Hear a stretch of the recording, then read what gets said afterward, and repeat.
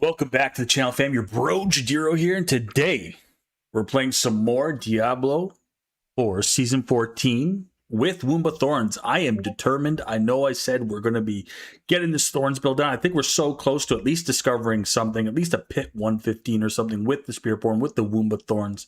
I'm going to make it happen, guys. I'm going to make it possible. So happy to have you guys come through the live stream.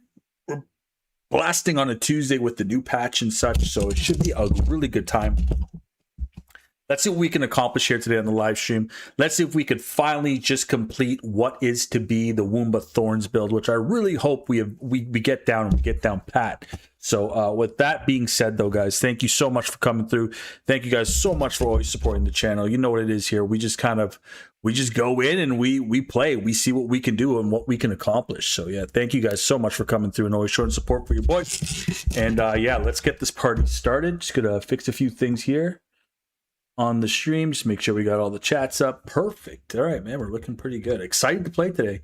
Looks like we got some good patch notes, some good buffs. Looks like we got some Pandemonium shenanigans to look forward to.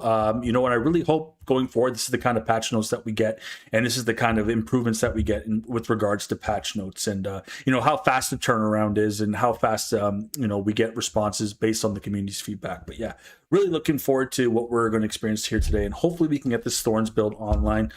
I've been doing some thorough research on Thorns and how it works. There's a lot of conflicting information, and then there's some information that's actually good. And then there's some information where if you actually test out Thorns with Spiritborn, you actually kind of come to a conclusion where you kind of find the truth. So we're kind of stuck between, you know, what is working, what is not, and what Thorns is and how it actually works. So hopefully by the end of this stream, we're somewhere in the vicinity of, okay, it works. Great.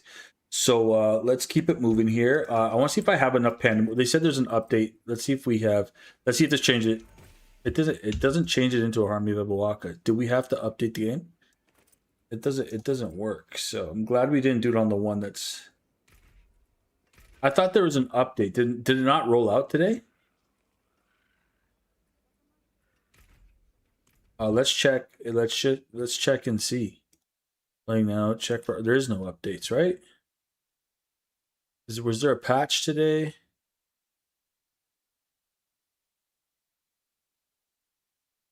There should have been a patch note today, right?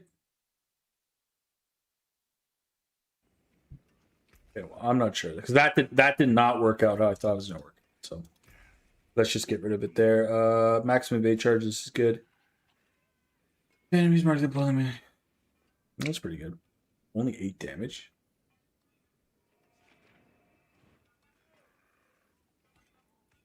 Yeah, that's a pretty good.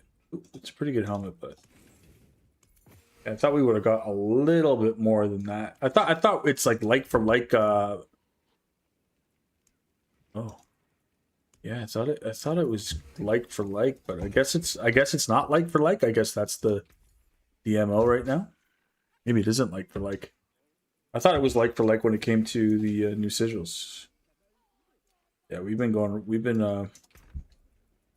doing our darndest here because I got a bunch of stuff I would love to throw in for Pandemonium sigils, but needless to say, we're not there yet. Yeah, it's just a good chess piece that we found here. That in the good old bucket. We don't need all of these unique charms. We could start to. God, we're running out of space. What else is new? Only things we want to protection prom we don't need. Sunbirds, Angord, Fist of Fate, Razor Plate, maybe. Ushu Nakpa, maybe. Widow's Web, maybe. Other Caps. Ring of the Writhing.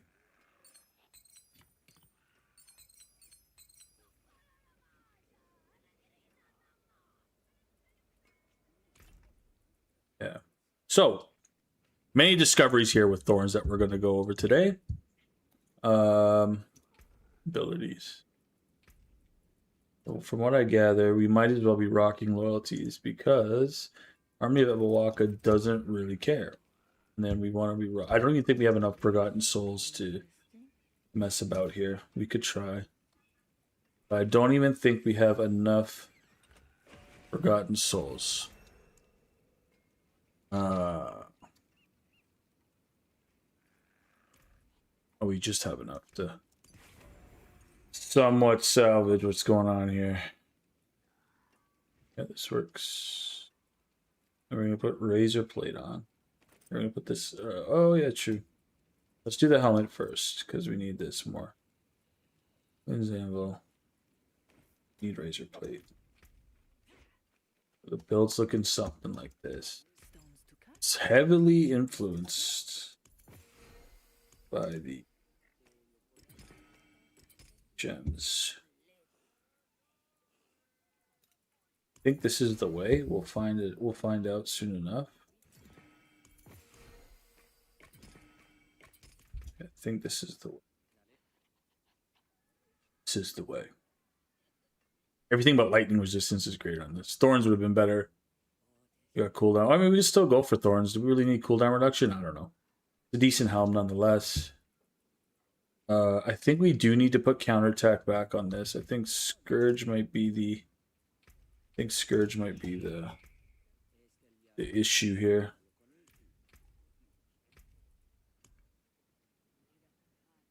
We've invested so much into it too. Oh, that's bad.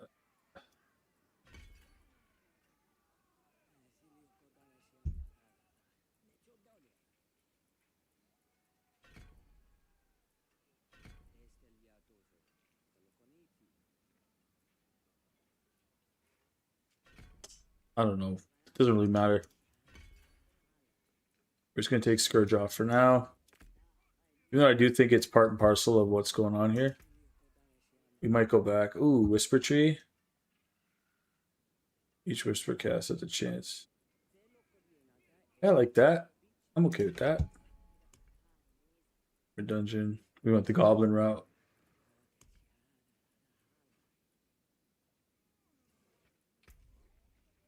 Still have 10 points. Just make sure we don't have Bane still. Revenge, do we still have Bane? Chris? Colossal. I think Headhunter might be able to be changed too as well.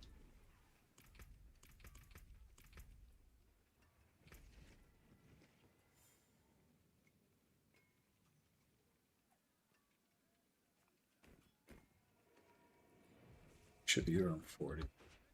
Let's push up 100 with this. And then we're just going to start. We have to start farming. So if you guys need help farming anything, this can easily do like a pit 120, a pit 115. So if you guys need help with farming or anything like that, let me know. I would love to help you guys. Oops, I keep doing that. Sorry. Oh. I think a pit 100 should be okay. So it all ramps up.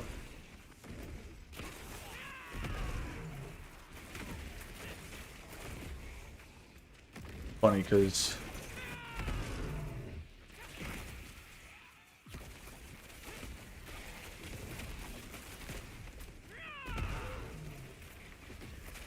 so from if I understand correctly, these rifts are supposed to grant us Pandemonium shards once they're finished. Is that correct? Kind of slows the progress of what's going on. I'm doing good, Tombstone. How are you, man? Good to see you. Thanks for coming through, brother. Good to see you. I'm doing good, man. Just putting the I'm just trying to put the finishing touches on this Russian Claw build, this Thorns build. I think we got something cool, and I actually have, like, even if it doesn't push like a crazy pit, I think I have some like, you know, I have some things I would like to share about the build itself, which I think is kind of cool and interesting to look at, right? Especially from a perspective of, like, you know, build variety and such. So I think this is a pretty cool idea. I got some pretty cool ideas with the build as well, so. But yeah, doing pretty good, Tombstone. How you doing, man? How's your run through? Are you enjoying the new patch update, the updates for the patch, or like how are you feeling about the patch?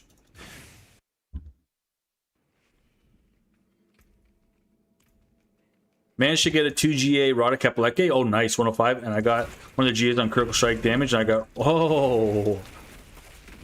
There's nothing that feels better than getting like that perfect, like just that that undeniably juicy item that you just know is just so good. I know that feeling, man, and yes, I dude, that's awesome, man. And that's what this game is all about.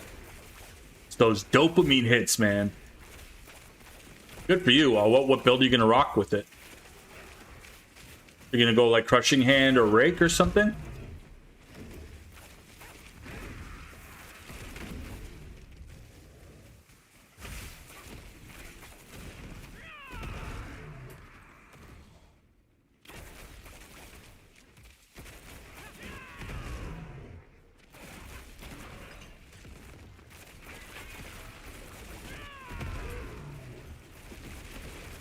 Oh, cool. Have you tried Crushing Hand? Yeah, I've tried Crushing Hand. It's not a whole lot has changed since since the inception of like Rada Kepaleke builds and such. So yeah, no, I've definitely played. I've tried all the core abilities for sure. It's not that I'm not interested. I'm just trying to see if there's anything we're missing and that there's anything we can find that's different from like the meta we've been playing so far. But yeah, I mean, that sounds like a good time. Let's see how high our thorns can scale. And 65 flat's pretty good.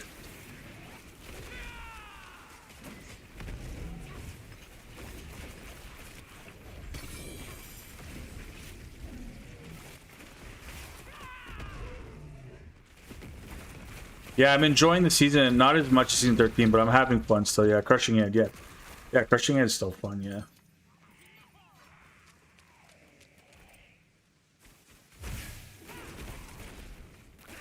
Yeah, all the core abilities are still a whole lot of fun for sure. I would agree.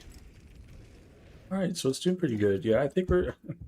I mean, anyway we chop it, we got a pretty good build here. We got a pretty good build. I'm happy with it.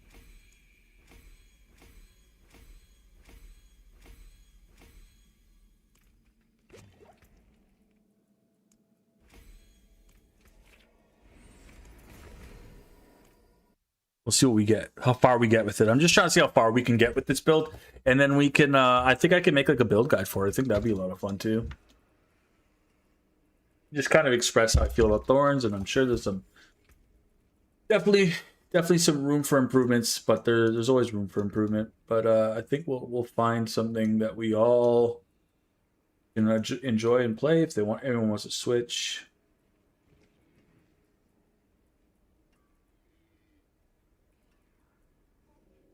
Lucky hit chances, cool, but I'd really rather have like, yeah, I'd really rather have resistance to elements. Yeah. Okay. I feel like that's good.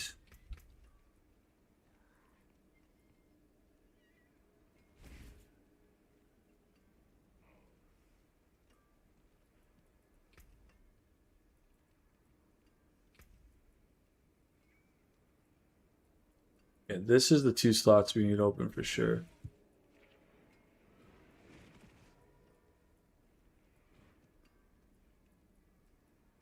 We're not benefiting from. Good.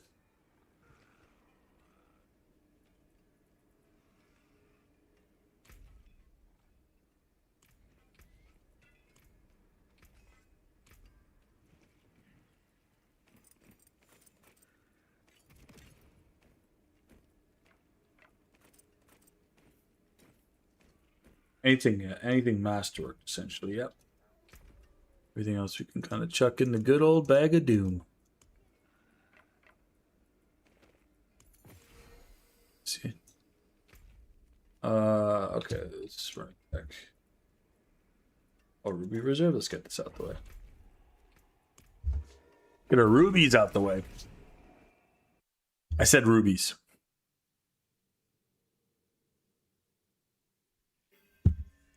Yeah, Crushing Hand looks good. I'm pretty sure there's a couple builds out there for it already.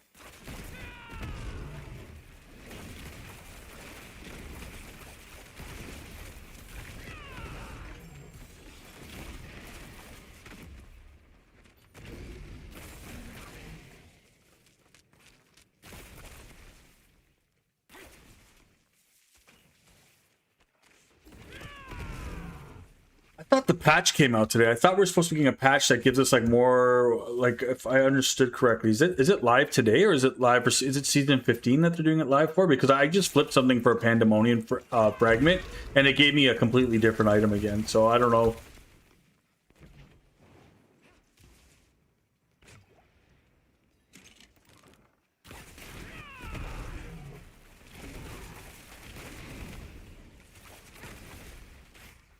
I'm not entirely sure what's going on.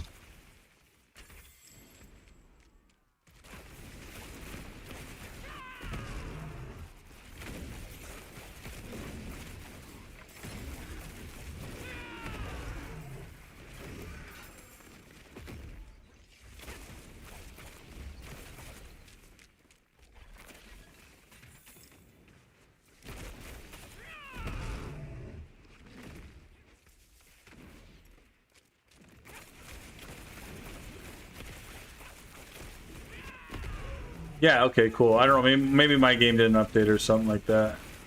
We could try. We could try. I don't know if my game updated or not. Because I went to flip something for, like, I went to flip a loyalties mantle in the cube, and it gave me a Harmony of Ebawaka. I thought the patch said that they're basically you get like for like now for the. I can go back. I commented on their post when they posted that. I can go back and look. I'm pretty sure that's what it's supposed to do. I'm not correct, or maybe I read it wrong. But from what I understand, that's what's going on.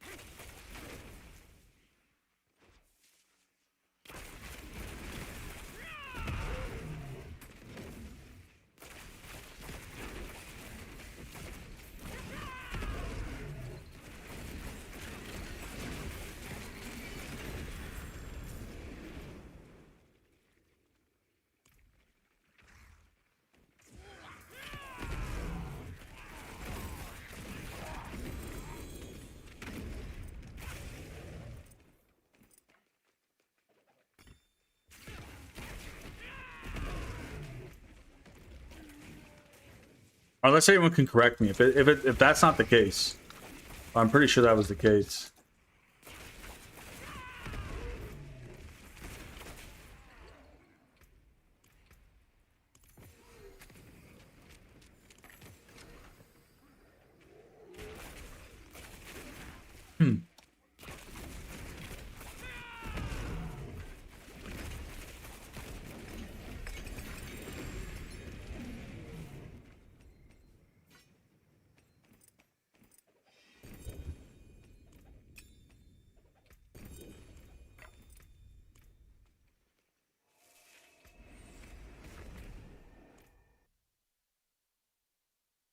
Yeah, I checked. I don't know what happened. I flipped something for Pandemonium shards, and I didn't get it. Let's see if they said also the. Ooh, that's good. Let's see what happens if we add. Good. It's potential.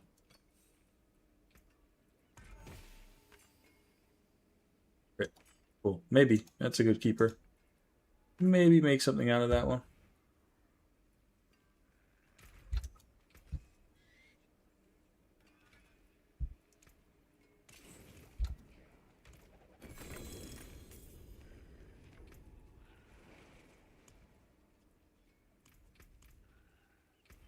Let's start salvaging some keys because we got.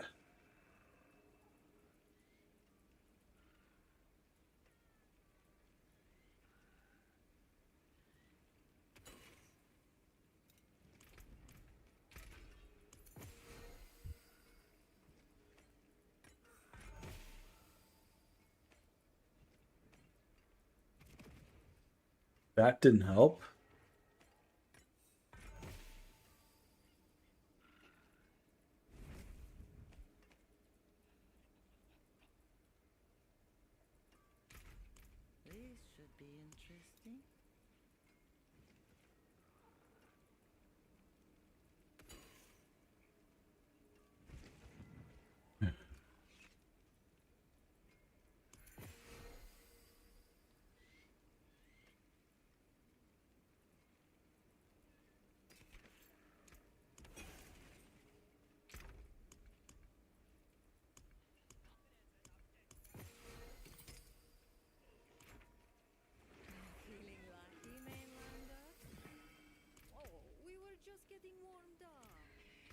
All right.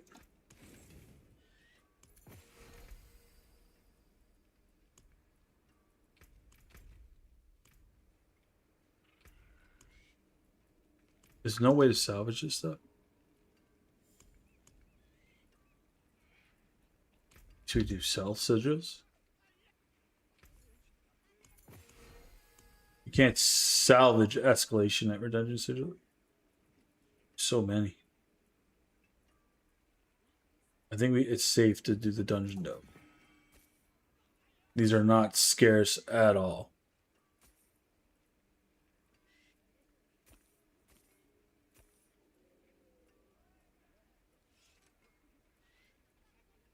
There you go.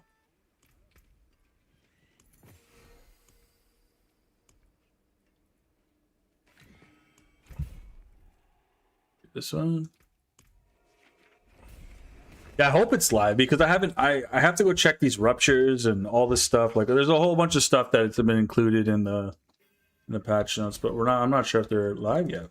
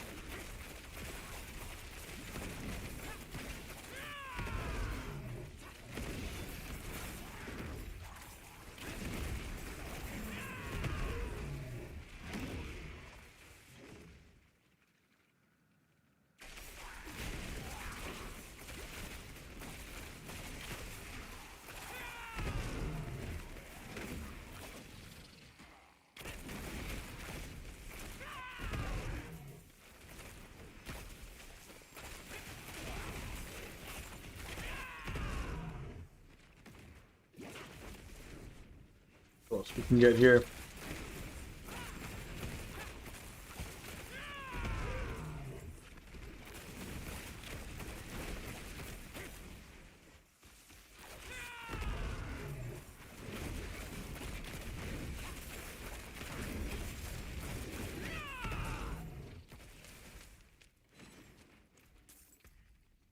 Critical strike damage doesn't matter too much.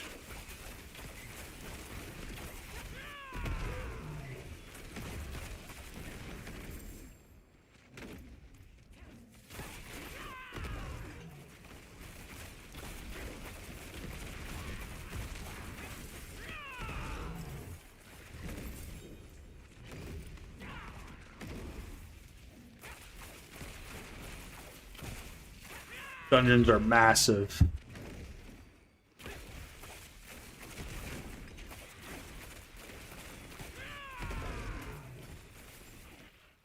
There you go.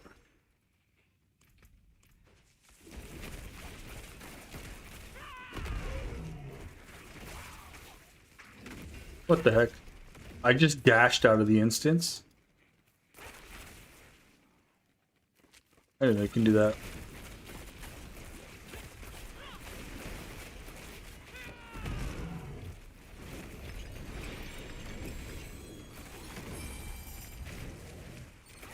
Okay.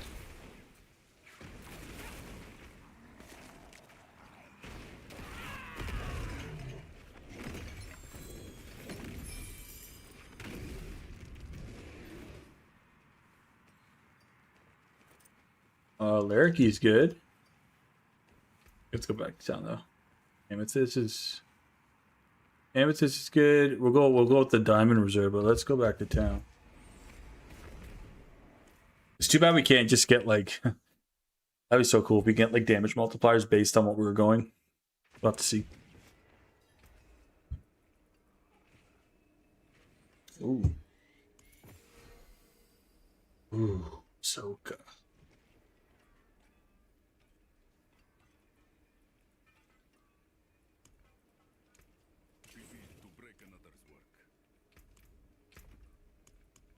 I'm gonna offload these charms.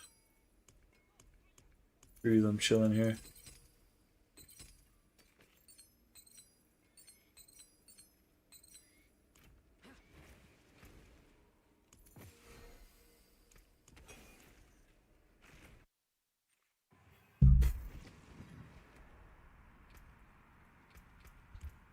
We'll go Diamond Reserve. And we'll see what we get. I think there's like some cheese going around where you can like... You can do the 3rd dungeon like multiple times.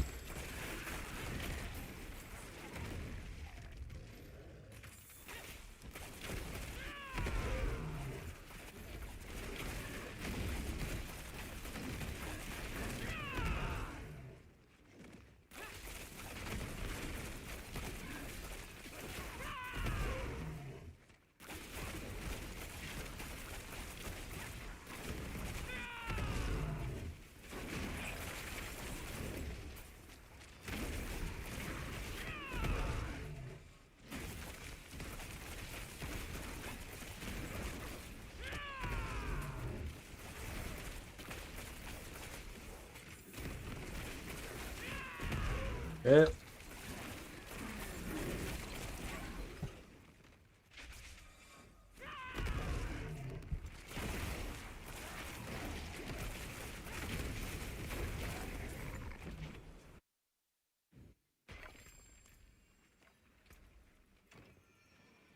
Swap in loyalties.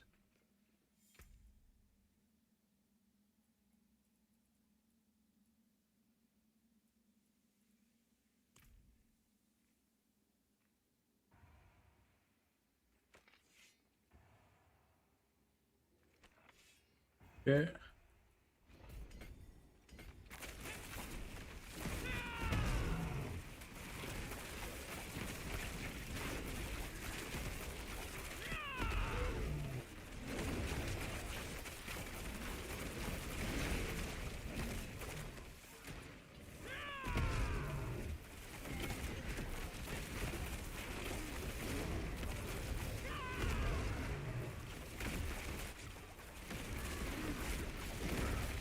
I don't know why so many elites come from...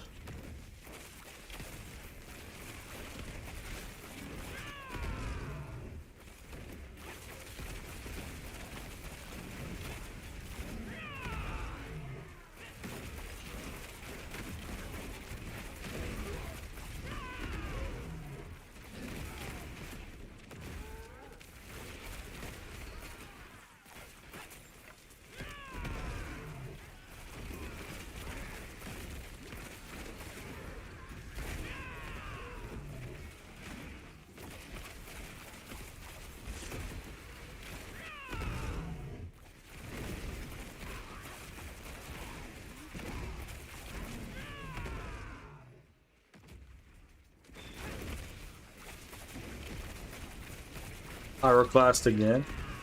The popular finale boss. No?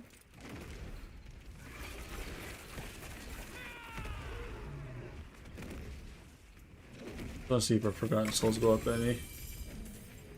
Oh, we didn't get lucky. 0 Forgotten Souls.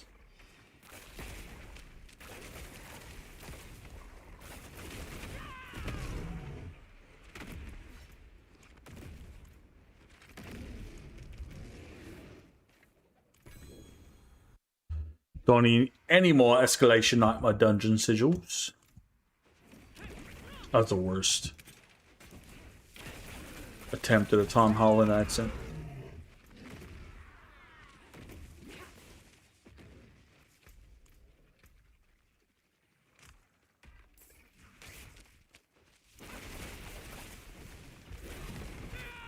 Cooldown reduction.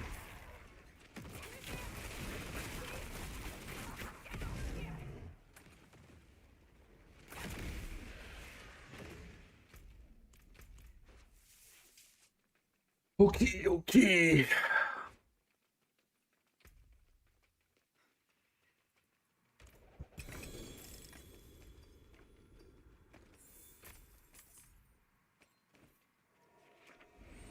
Let's see what else we can do here. Thanks for tuning in, guys. Thanks for stopping by.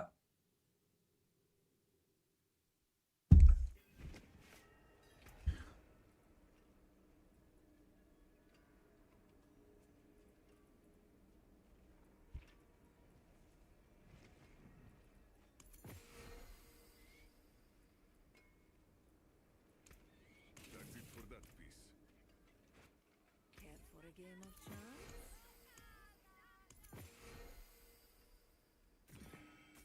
Oops.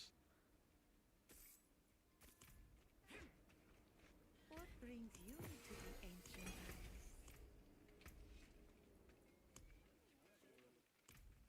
It is done.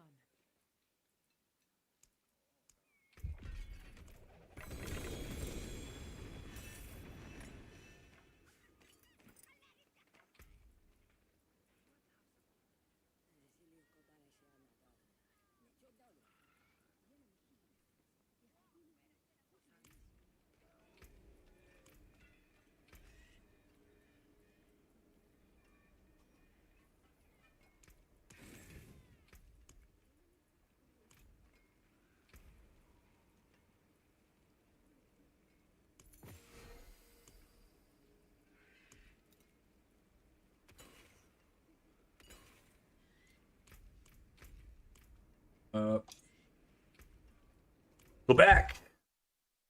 Trying to see what we can get here, guys. Just farming up some materials so I can kind of like rework the stuff I got going on here. Should be on our way. It's a diamond reserve.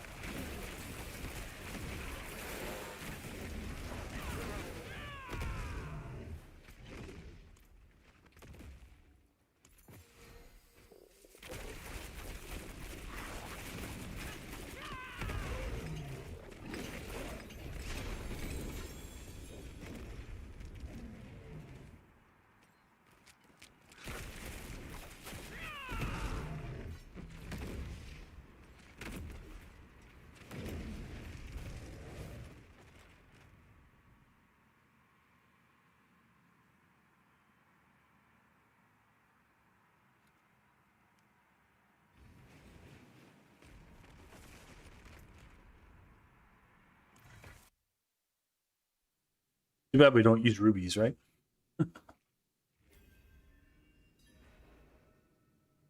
Too bad we don't use rubies. Okay, we're just gonna run through this stuff. We're gonna rinse it real quick.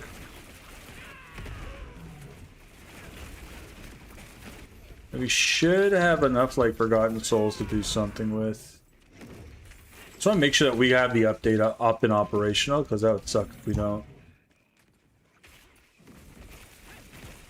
Would really like to hit some material reserves too.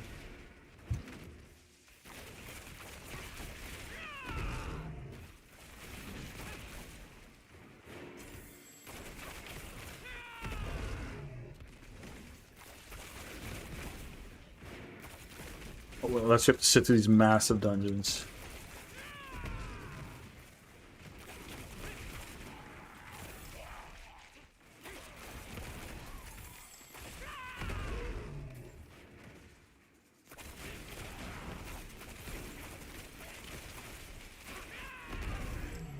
What do we get?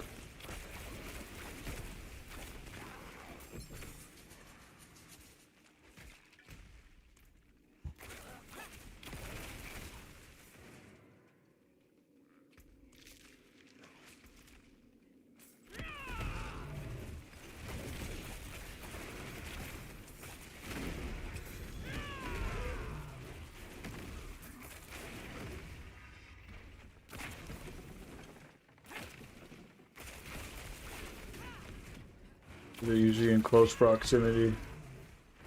I'm really just looking at the mini map. Alright.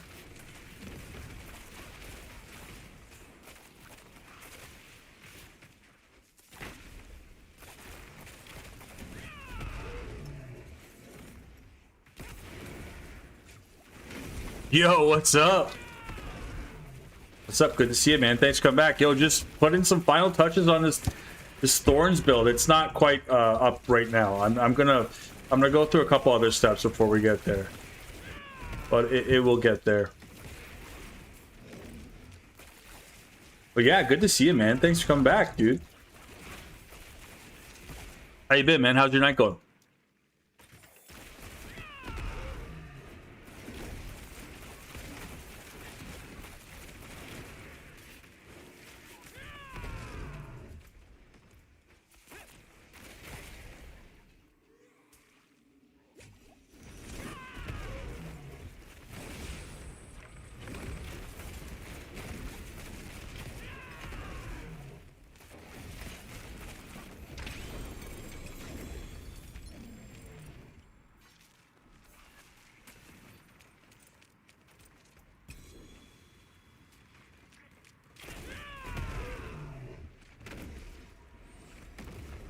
We're getting some Forgotten Souls. We're getting some prisms too as well. Hey, yo, Zed, what's up, bro? Thanks. What are you saying, man? Almost fearsome, Zed, Tombstone. You guys all coming through tonight, man. Thanks, guys. I appreciate it. It's dope having you guys come through, man.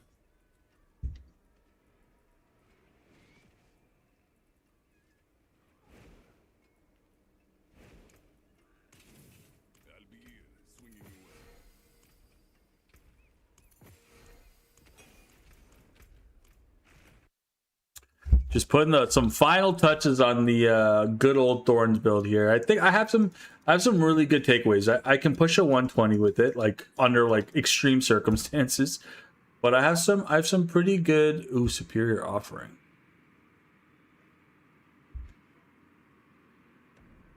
You know, I have some pretty good takeaways from it that I would like to. Like, I think I'm still going to make the build guide for it before the end of this. I know the season's already kind of run stale, but I'd still like to make the build guide for it in hopes that they buff it in regards to what I want to talk about.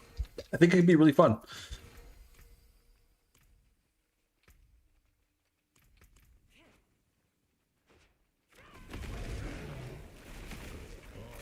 Yeah, but if anyone watching right now is wondering what build I'm playing, it's Thorns. We're running the WUMBA Charm set. Like, it could do way more damage than I'm doing right now. We're just playing a different variant. I'm just playing I don't have the resources to put it back together the way I want to. But I've been doing a lot of research on how, like, Thorns actually works and how it scales and stuff like that. And it's quite interesting that it only really scales... What it looks like it scales with is physical damage, vulnerable, all damage, and main stat, right? So you're going to see some, like, billions in there. Those are the ticks of Thorns that actually crit. Even though it can't crit, but sometimes they do, right? You'll see those big... You'll see the billions... You'll see the trillions of damage show up sometimes, sorry, too. As soon as the Protector comes down. Every time he slams, you're getting a 300 times multiplier to Thorns. They also, what I think they could do is change the lucky hit chance on Razorplate. I think it's way too low. Like, 10% chance to do 200 times damage is kind of insane. I mean, I think we're capping out. Sometimes we hit like 1,000 Thorns. Sometimes it's just... I wonder what superior offering is. Maybe it's just like a stupid amount of whatever you rolled for, right? Yeah, that's what it is. That's probably what it is. You just get a really dumb amount of... Yeah, of everything though. But yeah, good to see you guys, man. Thanks for coming through, bro. You guys are awesome, man. If I look any different, it's because I shaved. Shaved that gnarly beard I was rocking for a while. I do miss it, but damn, it was getting long.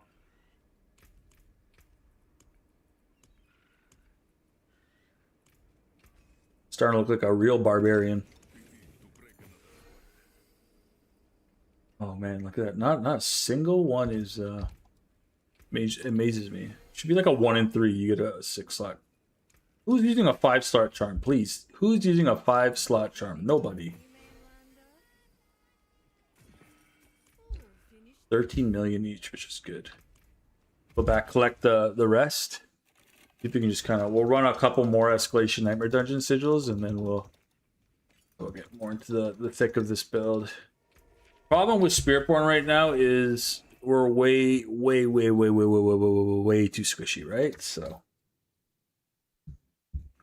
that's kind of what's going on right now with Spiritborn. Echo Quatleys is awesome. If we were able to get away.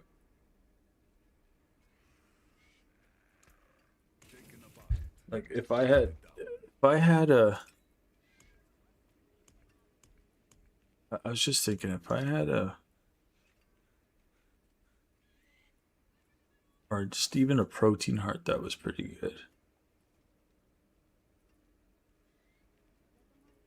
I bet you, I'm sure we have a good quality. It's a protein heart. That would be really cool.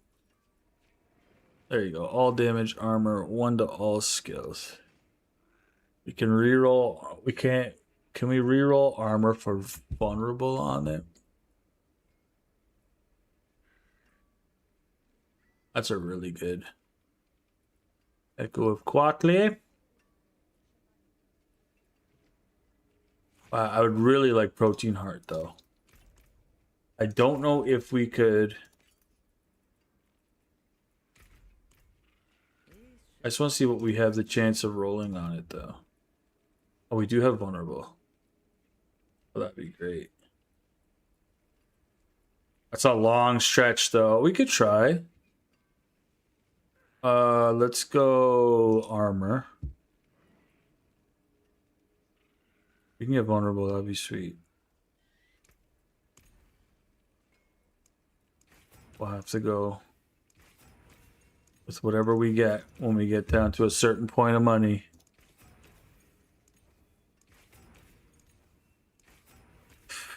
I can't justify 10 million, dude. Oh. It hurts. Ooh, Eagle Skills. Might be better than the multiplier, actually.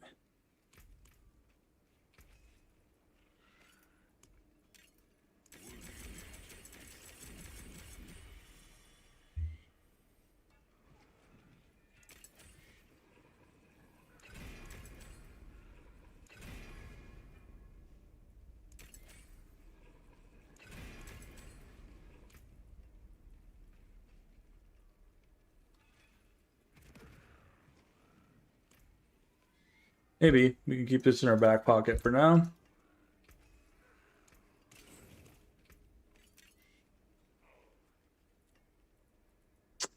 Because we might be able to do some like really cool shenanigans here, like taking off Whoosh, right? And then doing something like not Supremacy, it would be... We could do something. We don't need more. Do we need more thorn stacking?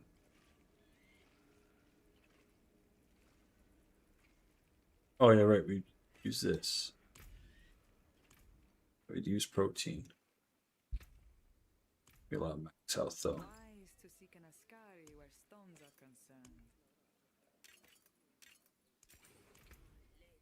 And we could really start getting.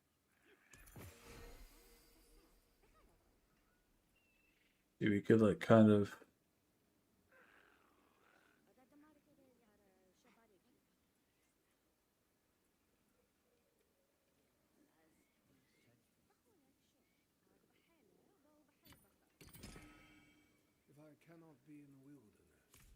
Or like razor plate. There's big health here though.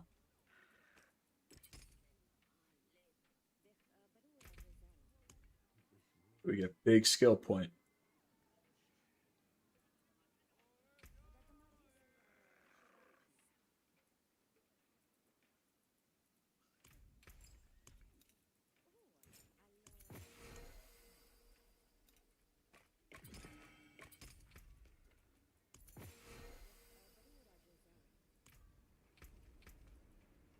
Or we could do like razor plate.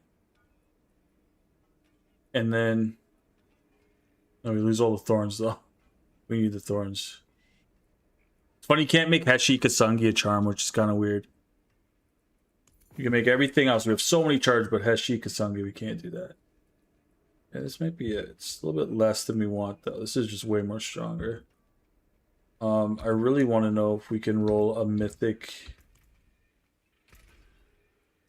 Yeah. Let's go supremacy here.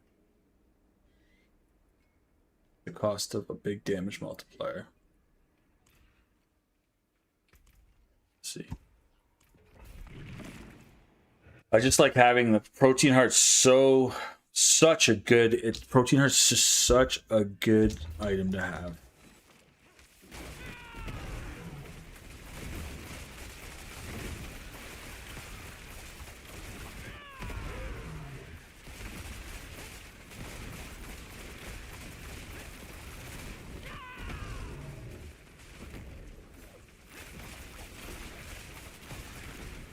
Just lost so much damage though from the multiplier being gone. Even the vulnerable damage multiplier would have been nice. We could just kind of wait till the supremacy stacked up too.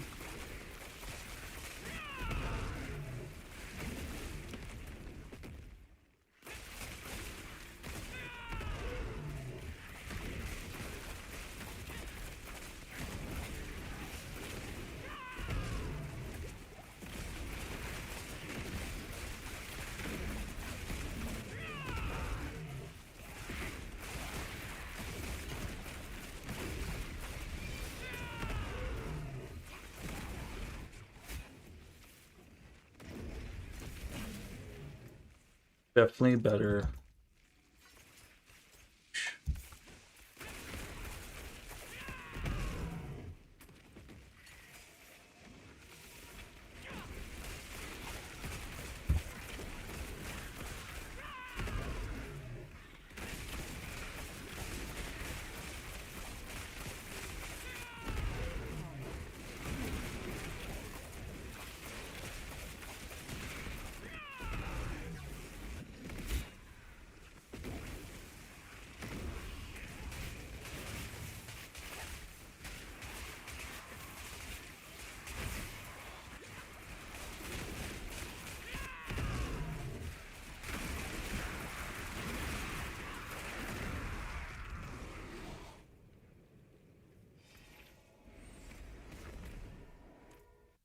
Definitely better with Whoosh on the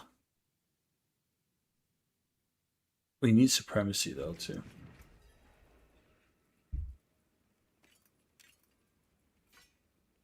Unfortunately, it's better this way.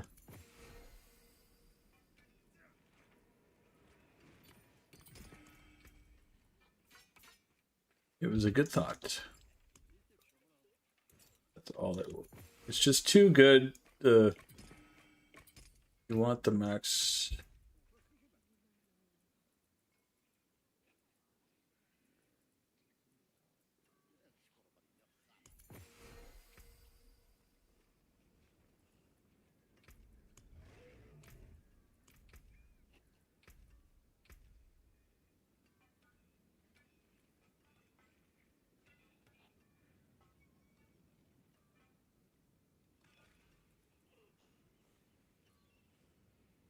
It's good actually. I'm gonna start using the walking pad again. Wushu in main hand and then charm the protein. That's what I'm doing. Yeah, I'm using Wushu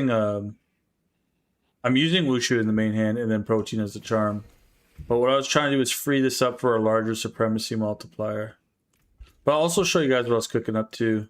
I'll show you some other things. I just thought it'd be interesting to see if we, because what's happening with Razor. So what's happening here is that actually Harmony of Ebawaka didn't help out our build very much. It wasn't really, it doesn't tag Thorns as the 2, right? So essentially what we want to put here is Loyalty's Mantle, but what we're running into here with Thorns is we're running into a situation where we're rocking like multiple uniques. Oh yeah, and as for the walking pad, I'll be getting back on it really soon. Apparently the recall isn't in Canada, so I'm good to go. But yeah, I'll be getting back on it real soon. I've been doing it offline, actually, doing the walking pad, and I've been dieting a little bit better too. So yeah, definitely going to get back on the walking pad shortly. Yeah, so what's happening here is the issue with Thorns is that you have to use Razor Plate to occupy your chest piece. And Harmony of Ebawaka doesn't tag Thorns as anything, right? So you're not really getting the benefit. The only thing that Harmony of Ebawaka does is allows us to mix match our Spirit Halls here, right? So in this case, with our Charm set having Eagle and Gorilla skills, we're getting the Gorilla tree for free, the Gorilla primary Spirit Hall for free. So it works really synergistically this way as well. And Wushu Knockpaw is awesome. So I wish it wasn't a critical strike damage multiplier, but I really don't think we can roll anything else on it at this point. I don't think we have the chance. Yeah, it's critical strike or damage over time. Makes no sense. You can't put like a vulnerable damage multiplier on it or a physical damage multiplier on it. Makes no sense.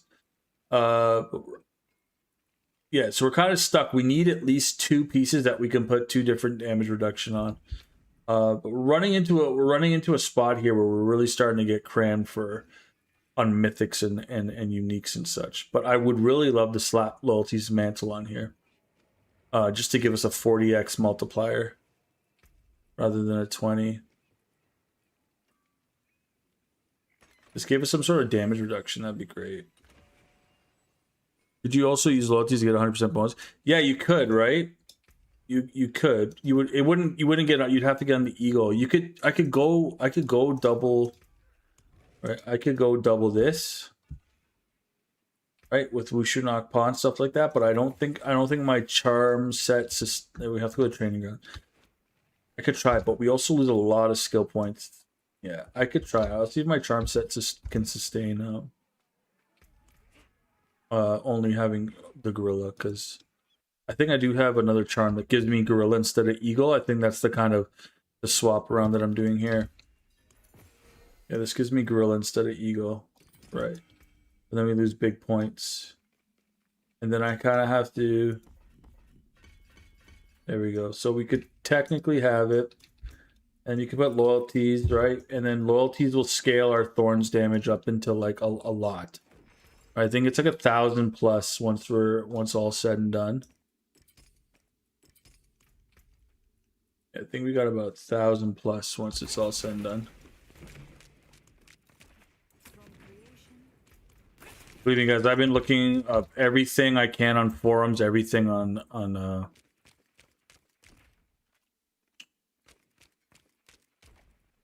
Thorns, and it's absolutely insane. Multiple chain dummies. Let's do, I don't know, elite. And what's funny is these dummies have a physical resistance to 25%. So like the damage, you can't even like gauge the damage properly because the dummies have like a damage reduction modifier on them for physical damage, which is what Thorns is, right?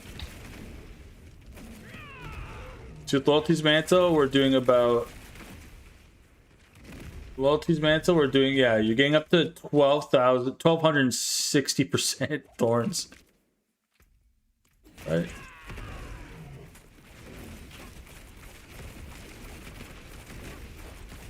Which is all Gucci. So we're getting 25% reduced damage numbers here. Which is all Gucci, but look at our gear. It's just so like 1, 2, 3, 4. 4 uniques. I could show you the difference on the boss. You need to go to wardrobe though. You need to make it look cool.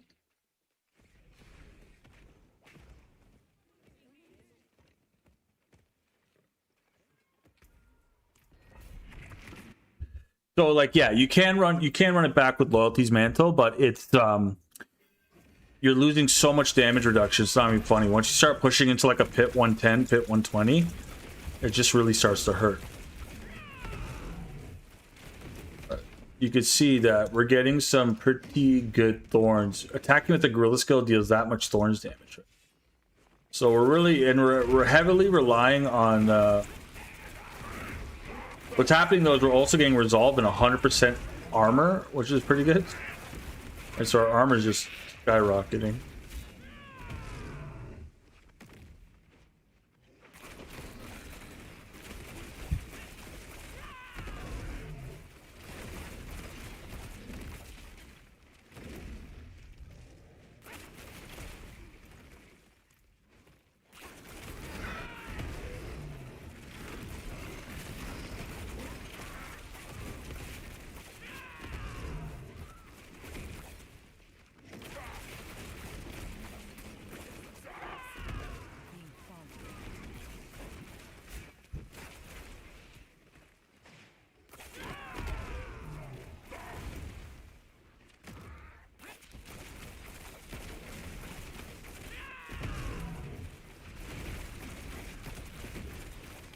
Also, you're unstoppable, I think, in this build then. What's the crap on armor right now? What's the cap on armor right now? Let me check. I think, isn't it 75,000 or so?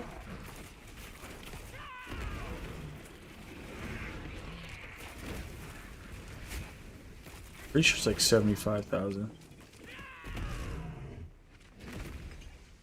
I'm not even capped yet.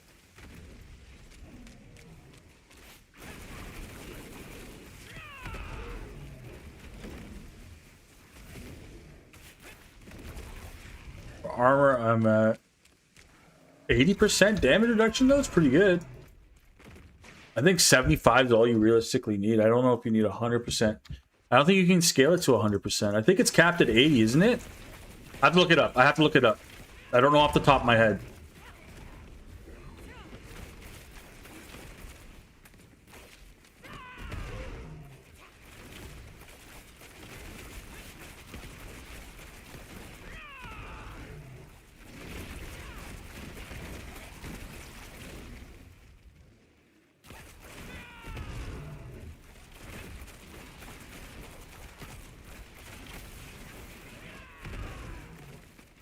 We should probably just melt this boss, right?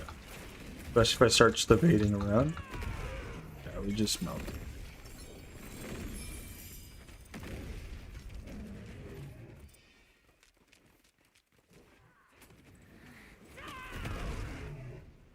I don't even think, yeah, it was...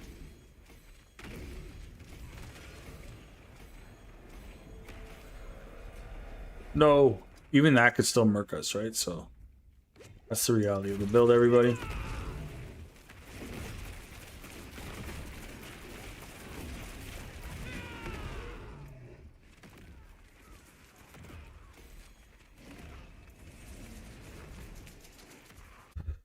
It would be nice to swap out the protein heart. I'm not 100% sure what the cap is on the armor. Is it? I think it's 80%, right? You can only go up as far as 80%. Because if you could do a 100% damage reduction, like what are we talking about, right?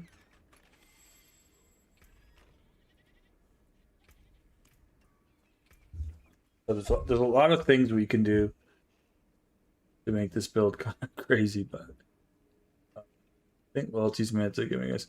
I'm actually curious to see. We're not really worried about cooldown reduction or regeneration, so loyalty. I think it's a difference of 200%, if I'm not correct, right? Because let's see. I'm pretty sure it's just a difference of that. Thousands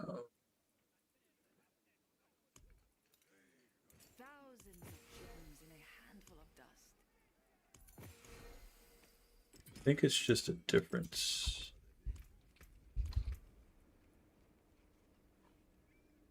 I almost feel like capping the... That's not inclusive of the armor you gain from the skills on Paragon, right? Nope. So right now, with this is...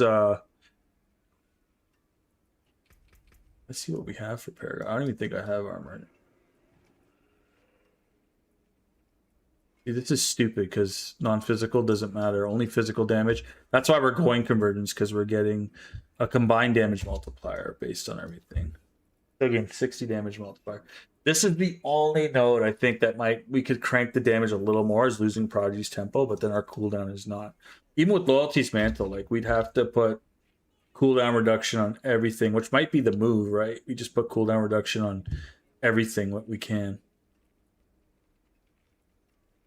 Should probably put thorns on this as well. I think I do have thorns on one pair of boots. Yeah, I do here. I'm not sure which is better. Probably doing the 40 times damage multiplier, right? And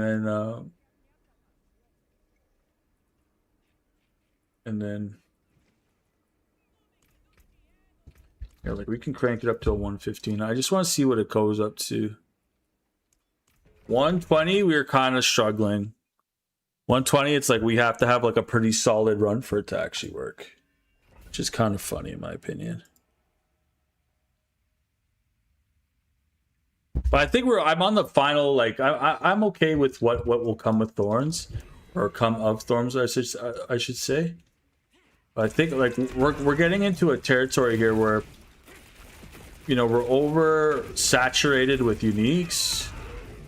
And that's one thing I try to stray away from when I make build guides, is like too many uniques, right? It's too much build. The build requires too many select items. Yeah, I can see we're taking a lot of damage here. See, we lost. Yeah, so we're still getting 1,010 for the.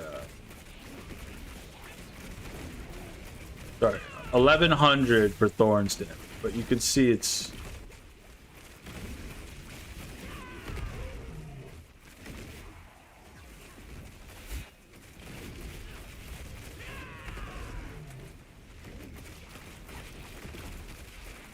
We kind of get stuck here at 115.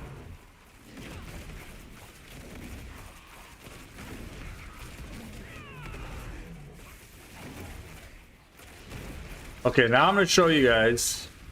I'm gonna show you guys the secret sauce now. Okay, you guys ready for it? So this is the secret sauce of the build right here. After the Emissary. This is something I've been. All right. Check it.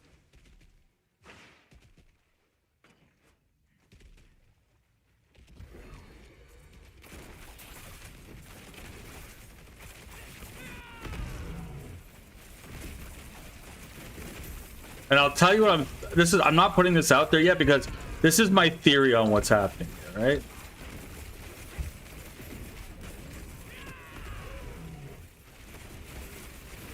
And I could be wrong.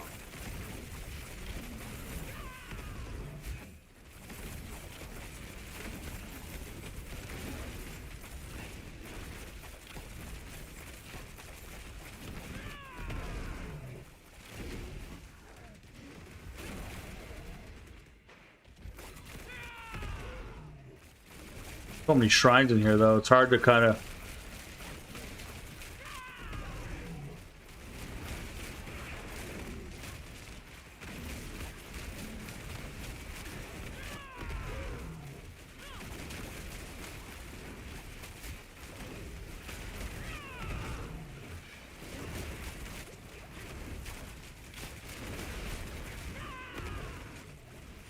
Oh, we're standing right in a lot of fire. But I did try Balazans. I could not get it. I tried Balazans with poison over damage over time. I just couldn't get it to work. Because I think Thorns isn't dealing damage as poison, so it's like.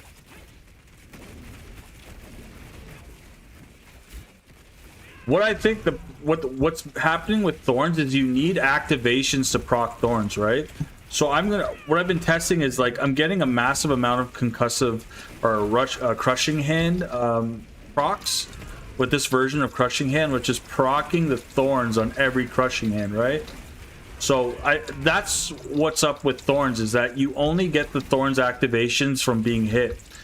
So even if you have you need something that procs the Thorns frequently, right? But this is the issue we're running into, is we're running into a place where we're not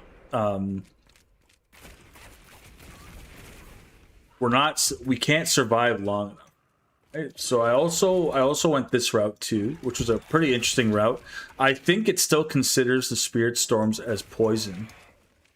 Right? I'll show you guys in a second. I think it still considers Spirit Storms as poison, so this requires us to have the Harmony of Ebba walk on, right? So I'll show you guys. Okay, so this will require us to drop this, put the Harmony of Ebba walk on, and then we're gonna rock poison. Hold on. And we're gonna rock Eagle.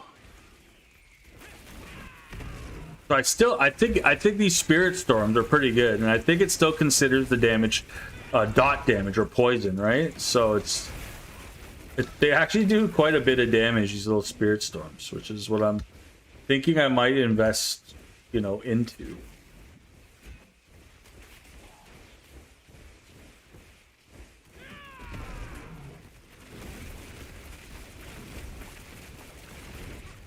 And I think every pulse of that Spirit Storm is doing the thorns. It's just we can't stand still long enough because we're so squishy. But that poison damage is giving us damage reduction, right? We just can't, yeah, we just can't stand in anything long enough. These are some pretty, right? So I'm trying to, it's a pretty cool, like, in theory, right? It's just kind of like a cool looking build too.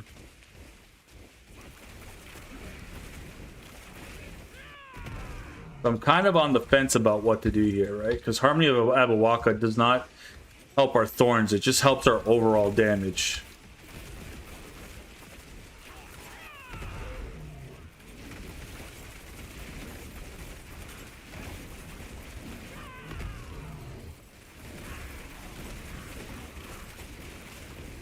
Sorry, this is kind of a crummy run because I'm just testing things out as we play. I'm not really.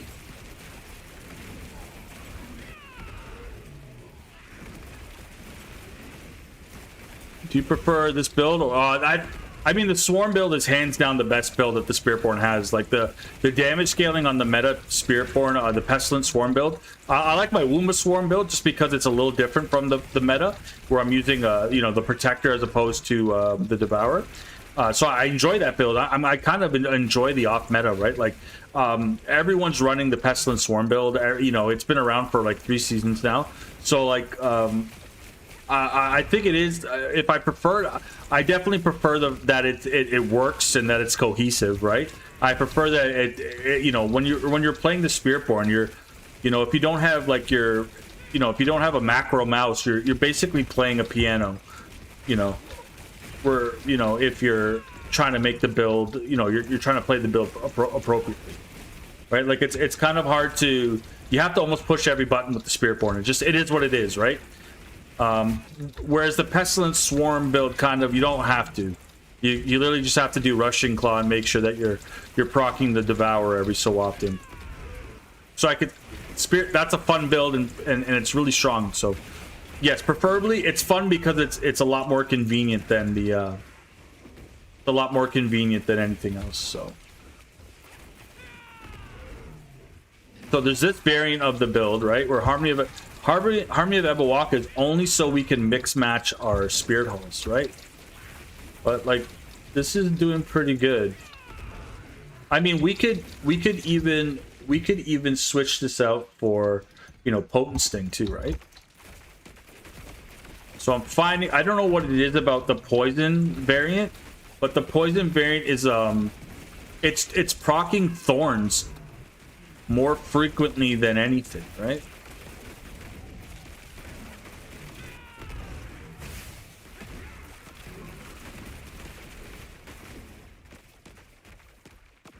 And it looks really cool. So if I do make a final build of the Thorns build, this is probably what I'm going to roll with, right?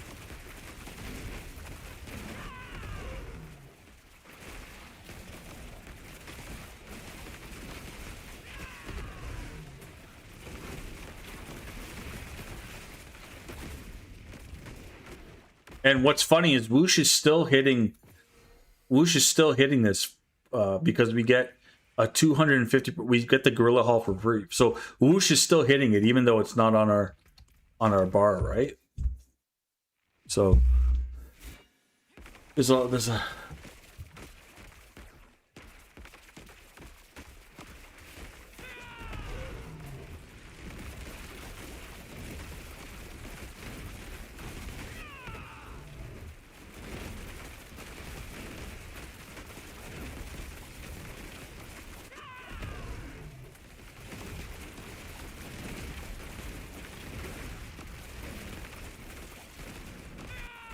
Do you see those, like, do you see what's happening? Do you see what's happening? Okay, do you guys see those, like, little red streaks? I know it's really hard to see, but do you see them? Those little red streaks are the thorns proccing, right? Those, every so often, you'll just kind of see them fly off the guy. Those little red streaks, that's thorns proccing. It's really hard to see. Right? But, so, that's what I've come to discover, is that it's not how much, well, it's about scaling damage. Hold on, I'm stuck here. Let me think of the best way to explain this. That's the best way I can explain this. So scaling the damage on thorns as best as possible is one thing. So the physical, the all damage multiplier, and the the physical, all damage, and the main stat, right? And vulnerable. Those are like our main. That's how we want to scale thorns, right? But really, how thorns works is by how many times you can proc thorns, right? You need to be able to be proccing thorns a lot. So like typical old thorns builds that were busted back in the day were like Quill Volley, right? Oops, I died to the boss because I stepped in fire. But Quill Volley was a great build to use thorns with because it was able to get a lot of procs off of one ability, right? I think I'm almost positive that's changed since. So by having the Path of the Emissary, it's proccing an ability that that activates the thorns from the Gorilla Spirit Hall, right?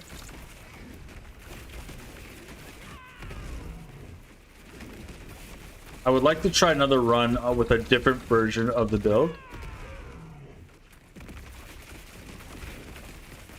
It's getting those thorns to activate. I mean, look, we just pushed a 115 like barely, but we were theorycrafting there. We were testing a bit of the limits, right? So give me a second here. Like it's possible, right?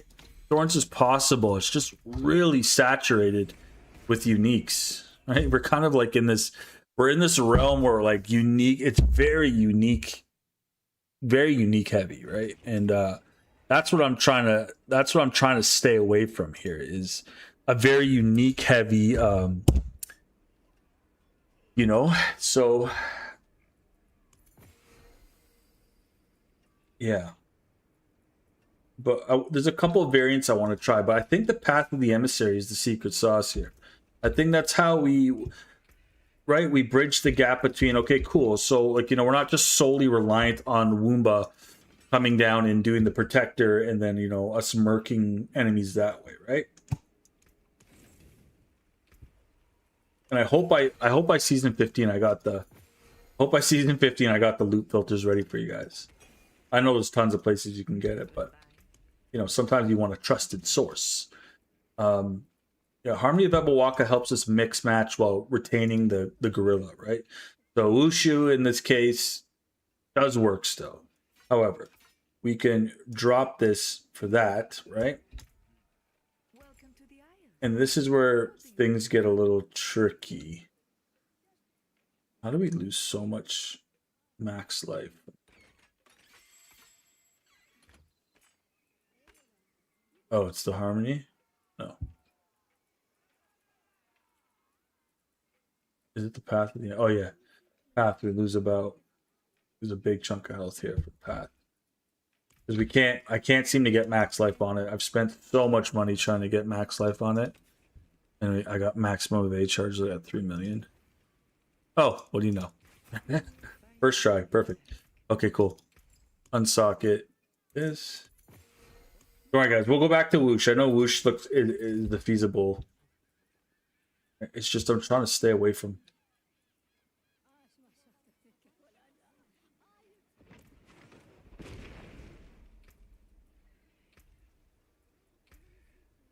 Right, so we can go anywhere within this, right? We could also do something crazy, like we can go Jaguar, right? And then we can go this for single target damage. Reduces our cooldowns, right? And then we have attack speed. So that, as I'm saying, I think there's a secret something going on here with the Path of the Emissary, and I think it's heavily underestimated, this item. Now, ideally, I'm gonna try a couple different variants. Just bear with me, guys. I'm gonna try a couple of different variants here. 0 Pandemonium fragments. Right, and then this is my last hope here, because what ultimately might be the move, right, is if it's not this. is we rock Harmony with double eagle. I mean, loyalties with double eagle, right? And then I got to see how the Quill Volley proc. If Quill Volley procs the thorns like I expected to, I think we should be okay. But like Rake isn't as strong, I don't think. Anything that does like AoE is really strong. So like Crushing Hand, Stinger, really strong with thorns, right?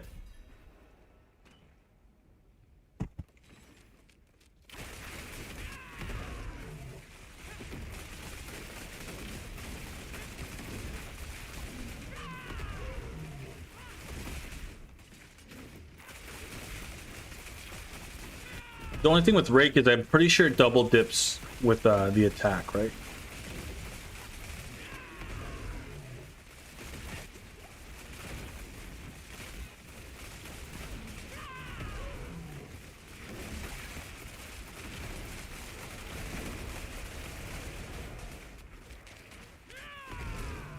So I mean, like pushing a 115, not too shabby. We're getting lucky with the elites not having the craziest,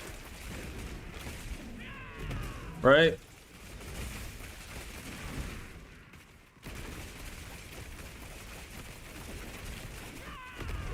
It's not like Pestilent Swarm speed, but I mean, I think we can get there. I think I'm close to at least. Really, what we're trying to do is, oh, the Butcher. Here we go. This is gonna be the ultimate test, I guess. If an elite pack rolls up on us here, then we get hit by the Butcher's hook. It's GG. So let's just see if we can tank most of his damage. I don't think we can. Once he starts doing the poison stuff, I think let's see. I mean, it'd be a feat, right?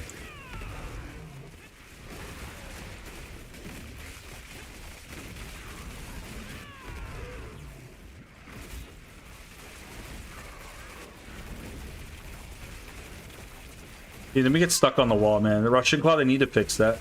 Where you can just kind of get stuck on the wall. All the power comes from being able to go from left to right with Russian Claw, or up and down, or whatever. Being able to go across the enemy left and right, right? That's where all the power comes from. When you're stuck on the wall and just getting one hit, you're not utilizing Russian Claw as best as you possibly can. If you're wondering how I'm playing with one hand, I have a macro mouse. I only really need my left hand for the hitting the space bar and hitting the potions if I need it. But we have an elite rolling up, so this might skew the results here. There we go. So, I mean, we got lucky with the Butcher, but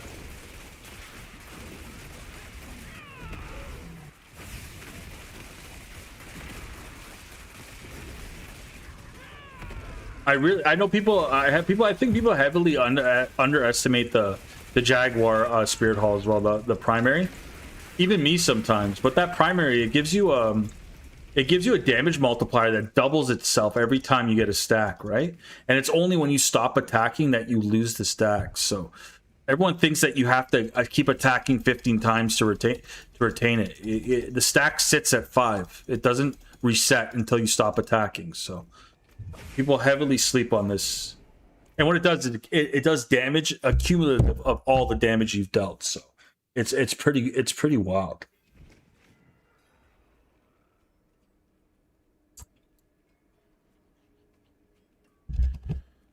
So we're gonna see.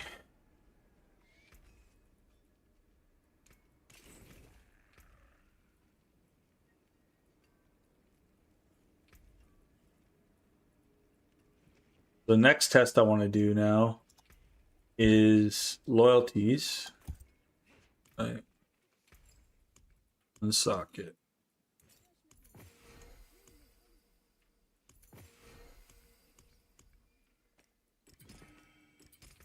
Right, and then we're gonna go double ego. And then we're gonna try Quill Volley with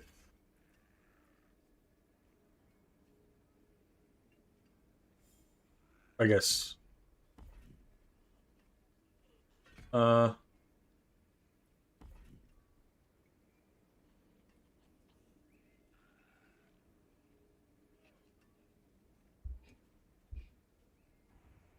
Damage twice. Damage damage twice. Okay, is that 2 procs or 1? Okay, that's something interesting to test.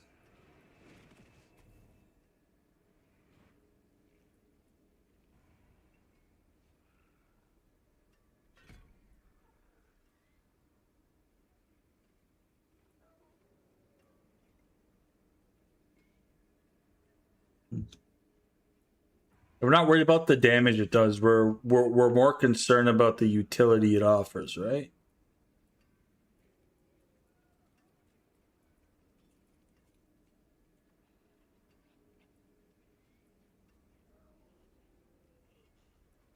Maybe this is the move, but maybe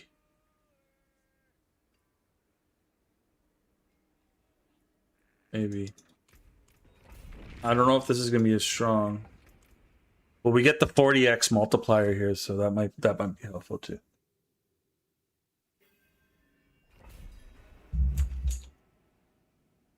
Let's see what happens.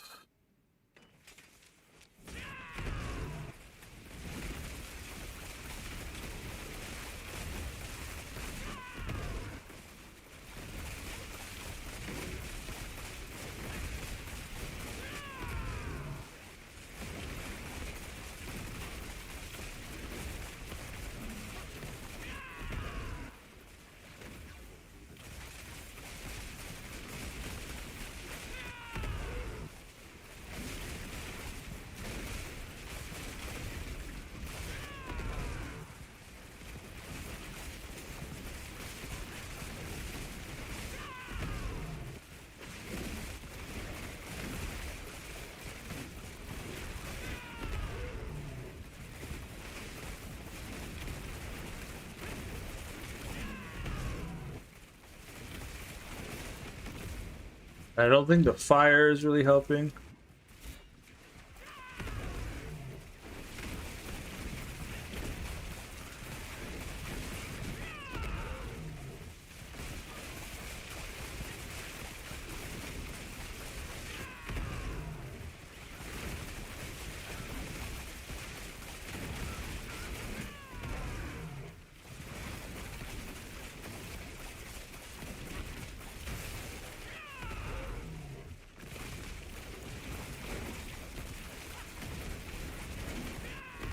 Got the barrier on him, is really strong.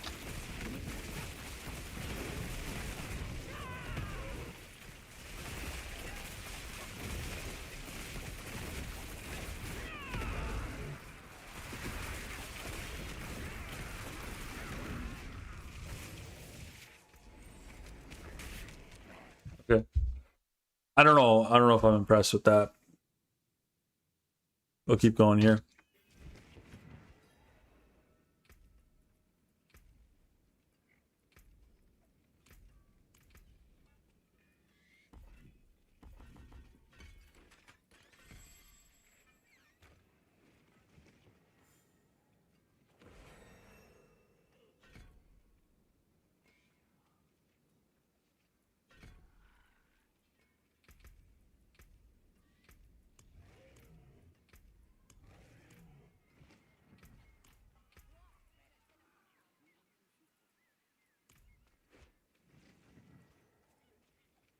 Mainlander, what do you see? We could literally go anything. We could go.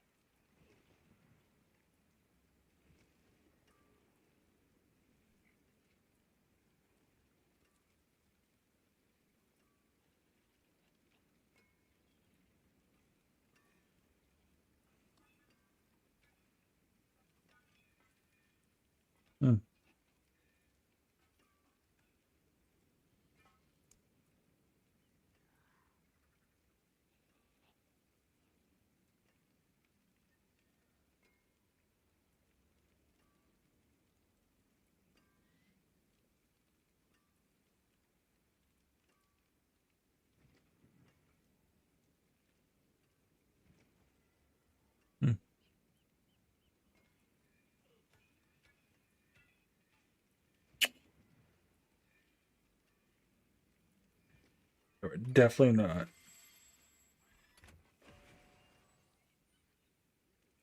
Go Lapis.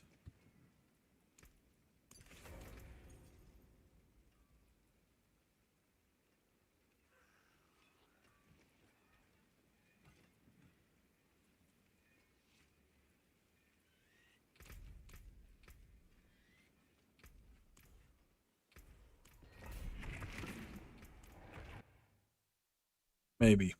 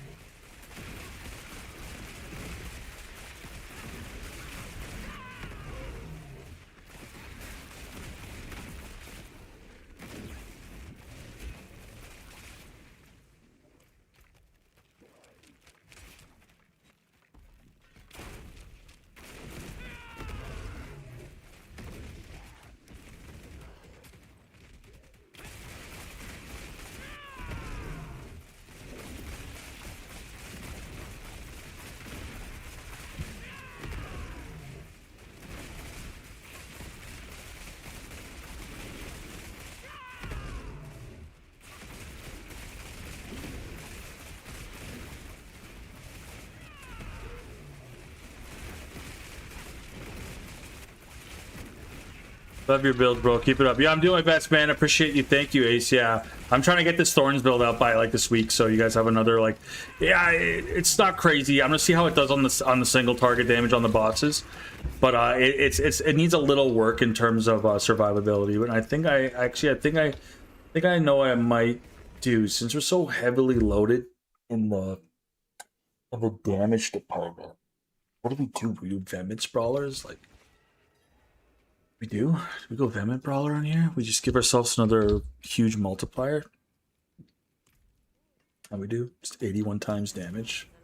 Forget about it. Oh, also too, we're getting increased attack speed, which helps Rushing Claw, which might not be the move, right? We might not need an increased attack speed here. We might need... I mean, the increased attack speed is good for the procs, but... maybe we do something like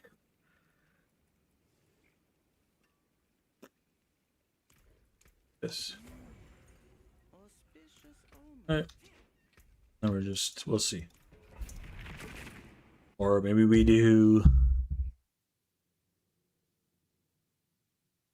I could try it. I could try it again. I've tried it with Balzan, but I don't... So it doesn't deal thorns as poison. It's your poison effects. Your poison effects make your thorns do damage over time.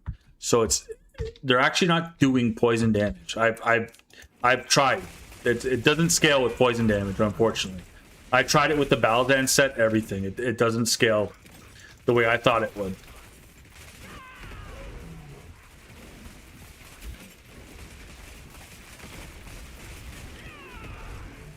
Thing is, we can't really sit still too long here.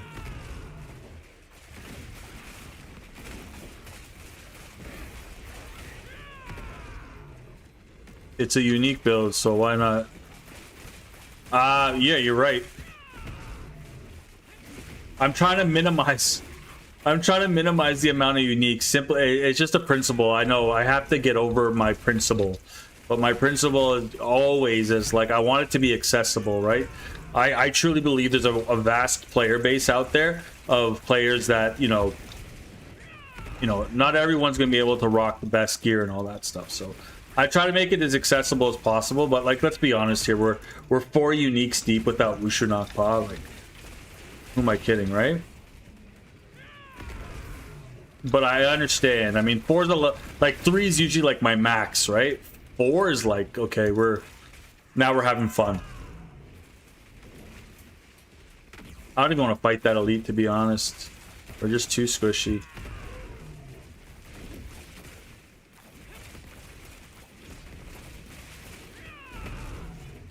Our life's kind of... This is doing pretty good, actually. I was actually paying attention. We could probably do a quick little...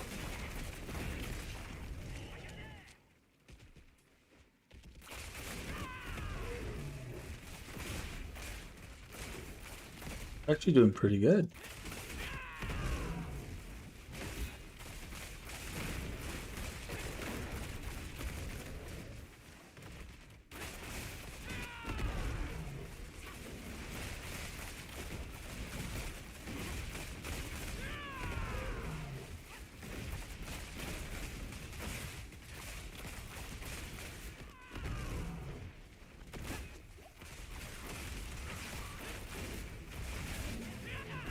Yeah, as soon as we get hit by anything, we gotta fix that.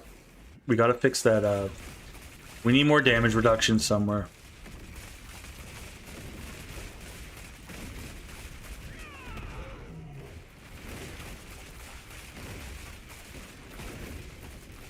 Somehow we gotta fix that.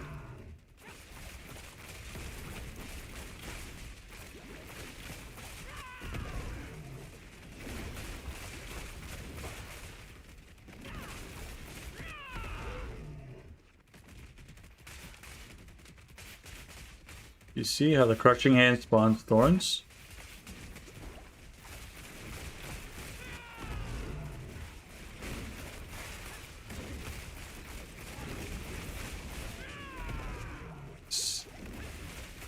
Lightning damage is murking us. What's our resistances like? Let's go so far.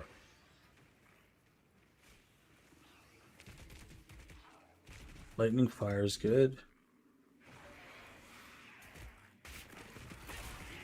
Still,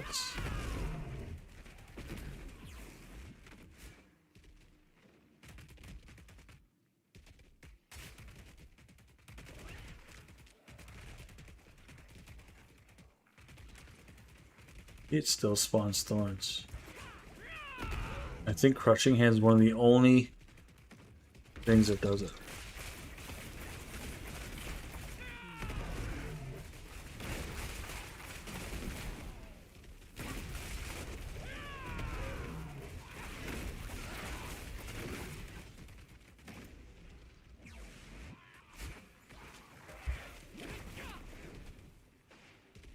Yeah, I think we're close to the I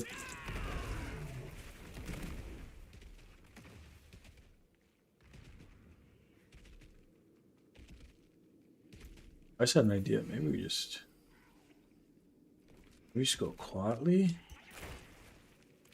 No, because nothing's ego. Oh, hold on a second.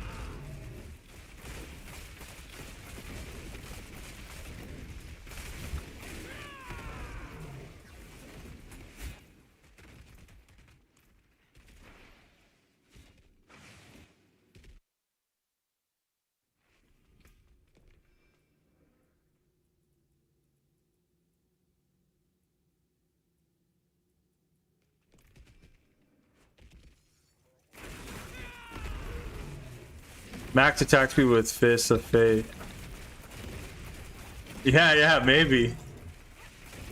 All right.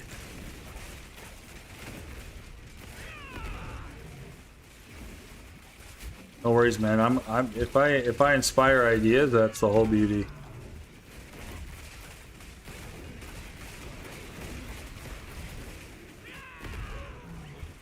So it's not every single like Crushing Hand that. It's every cast of the Crushing.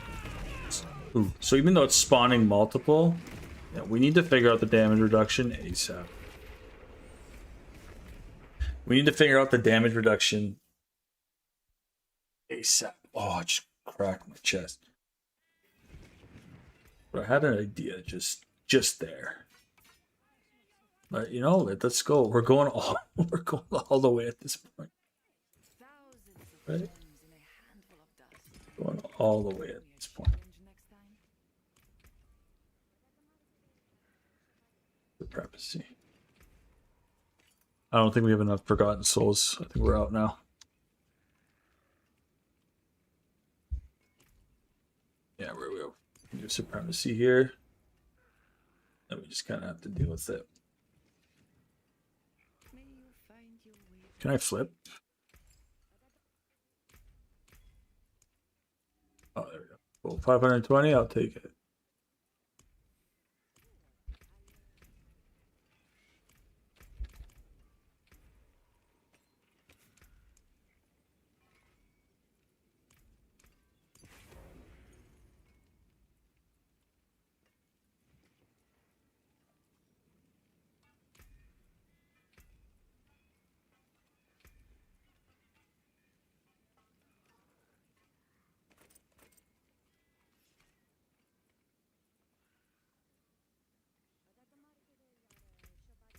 I want to see if it offsets it a little bit.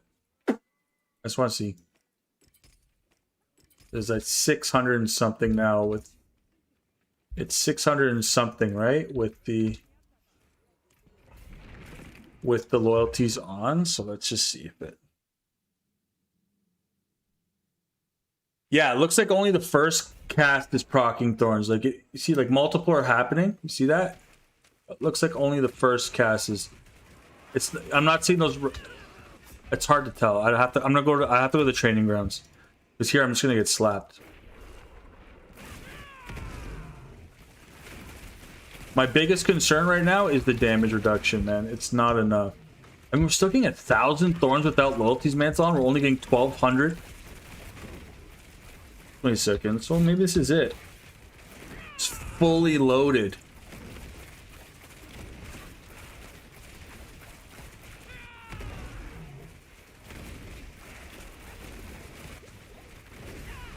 Still, it doesn't matter. Well, we're not really poisoning efficiently enough.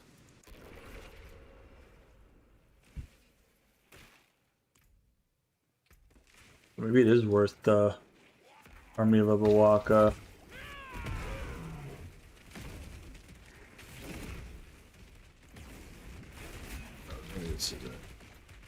maybe this. Oh, I don't like that we're losing so much thorn. So. Oh, did it snapshot it? 1,000? Yeah, it did. So it snapshots it even though we took it off.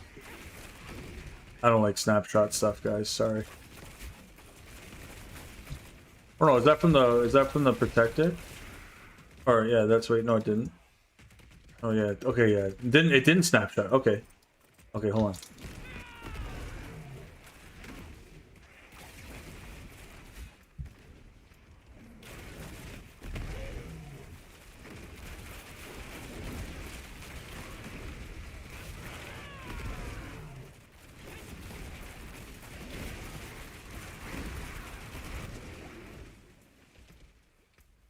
I think because we're so squishy. Yeah, I think we're so squishy. I gotta really think about this. Yeah, we're so squishy. Let's go to the training grounds. Just way too squishy.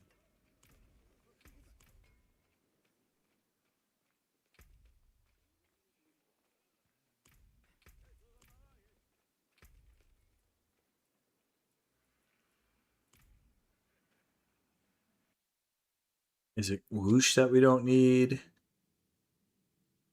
Just way too squishy, dude. Something like my head saying, stick with this, right?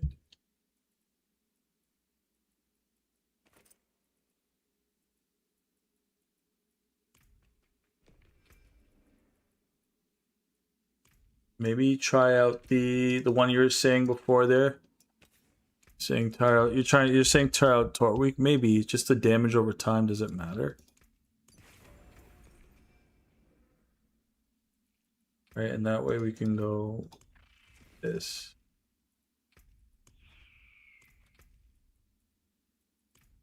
Welcome to the Isles.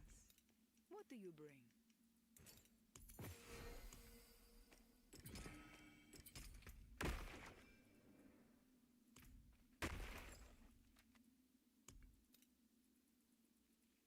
Thousands of gems in a handful of dust.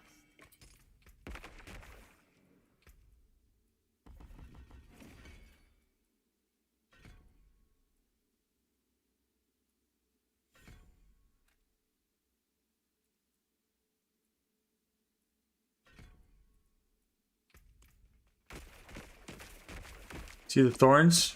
Feels like little red. Those little red.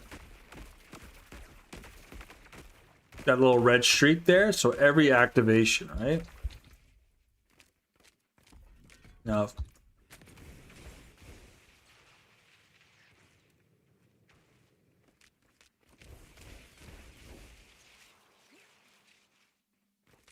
Huh. Oh, that's why it's so strong. Look, keeps going. I need Subo. Like, I need Subo to go away. Subo. Is it Subo? Okay, yeah, Subo, do your thing. Do you? Keep going. Okay, so Subo doesn't proc it.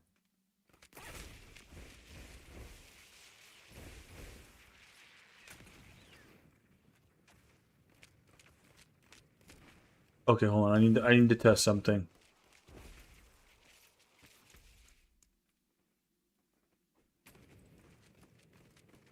So you guys are seeing the same thing I'm seeing, right?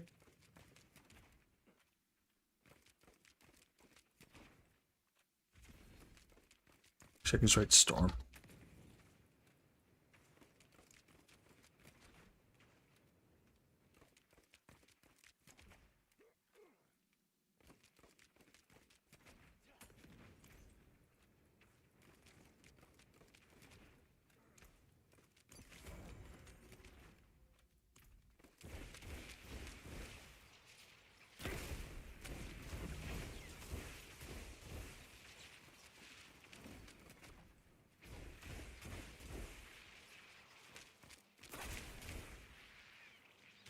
Oh.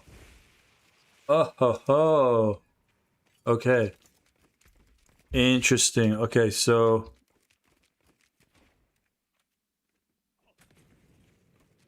okay. Wait a minute. So Tormentors is what's making it. So every time it ticks, it does thorns.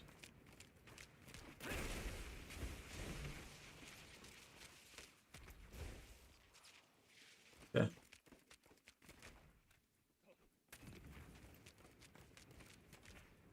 So how do we get poison damage?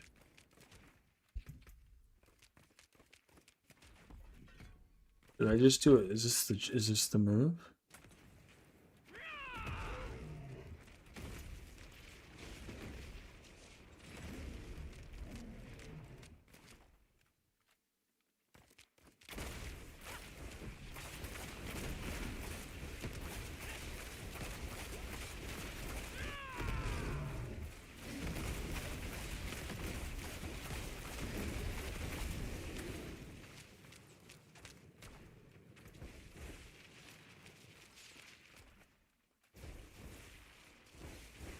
So what's our tick damage here?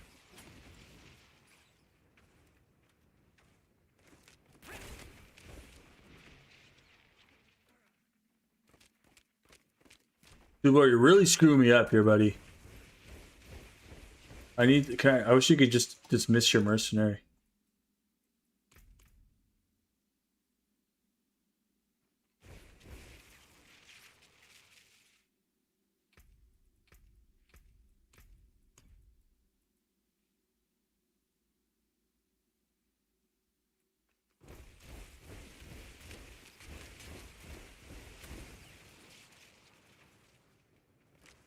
Yeah, it looks like 32 million. I think Subo's fired. I'm gonna see how much Subo's fired. So I have to deduce it this way.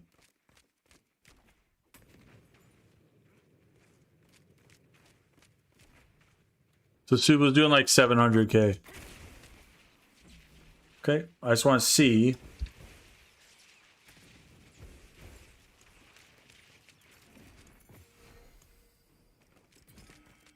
Good luck, my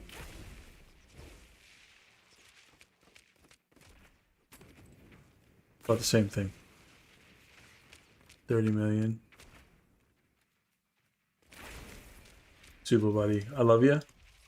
You're really screwing up this. You're really screwing this up.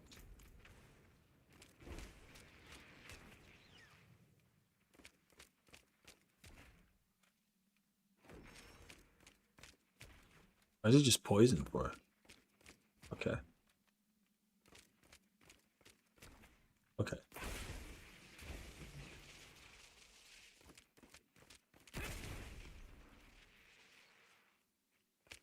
Okay. So that's with 31 million I'm seeing every so often.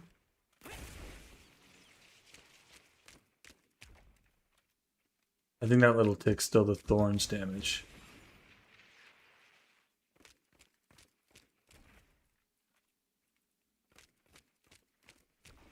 Those enemies poisoned by toxic skin will take additional thorns damage, right? Let's check it out. Yeah. There you go. A way faster tick too.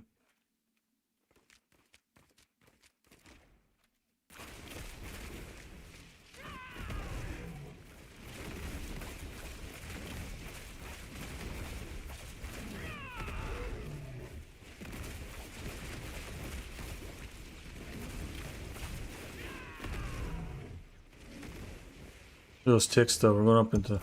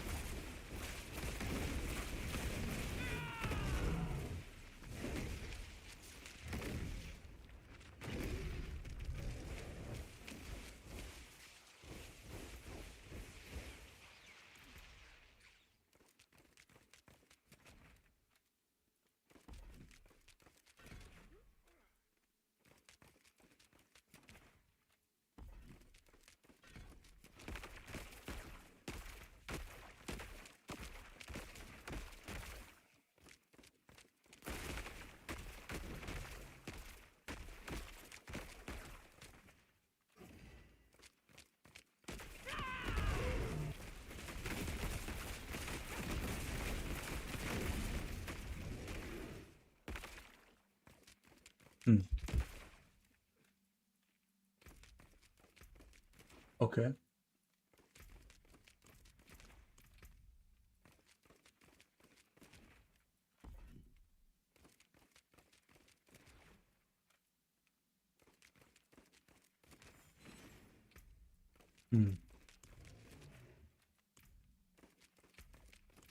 I just want to test out the...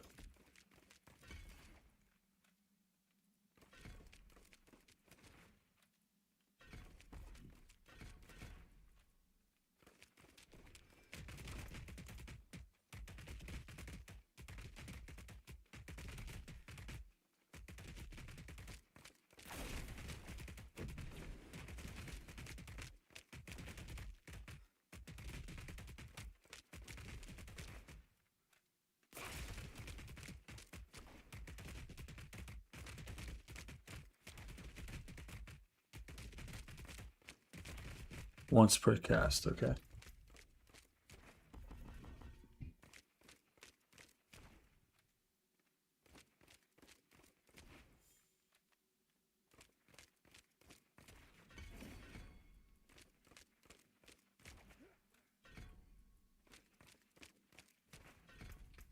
Okay.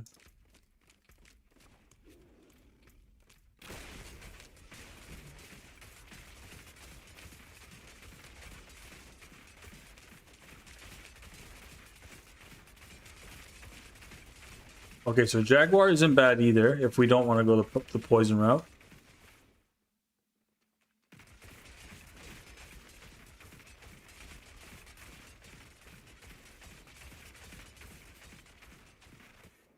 But the poison route seems to be the best.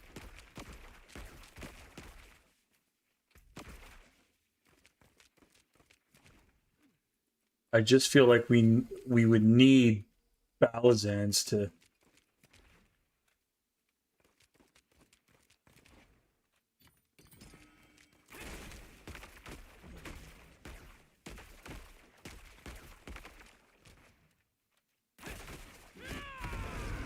Did damage go down or did it go up?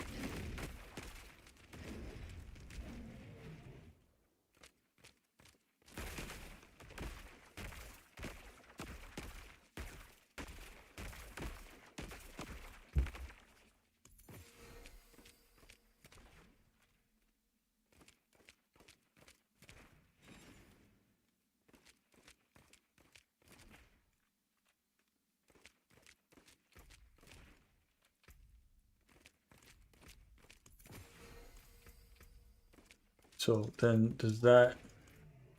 Work this way.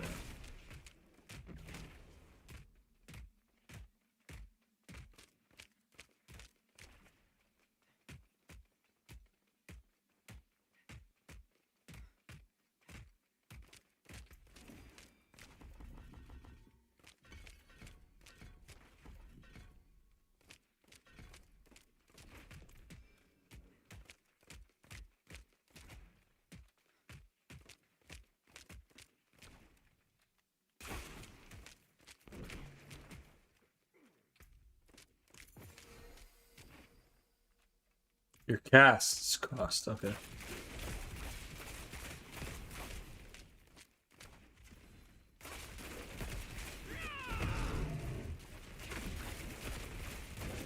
This is some serious testing right here.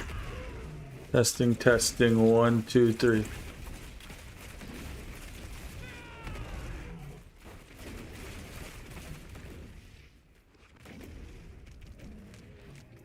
Okay. So let's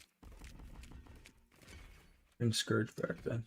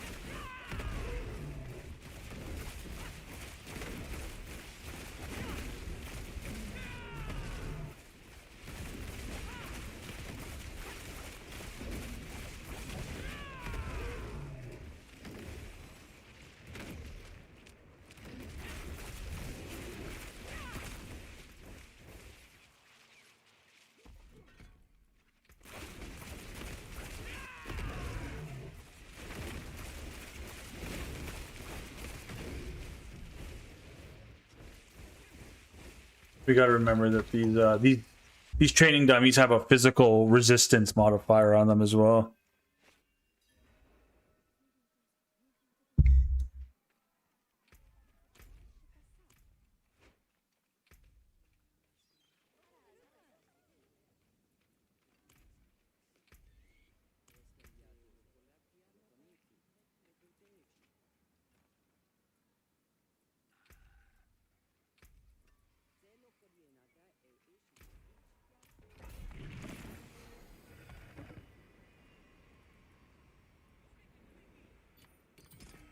Yeah, protein heart's like a non-negotiable. You can't really beat, you know, doubling your stat line. You can't really. It's a hard one to talk me out of.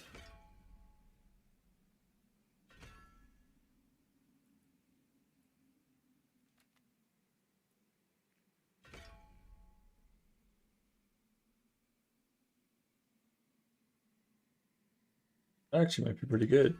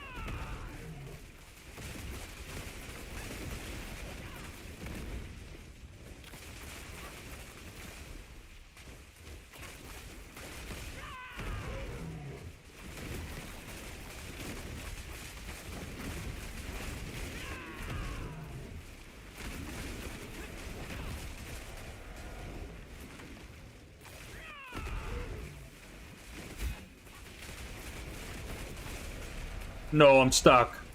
Oh, we just made out of that.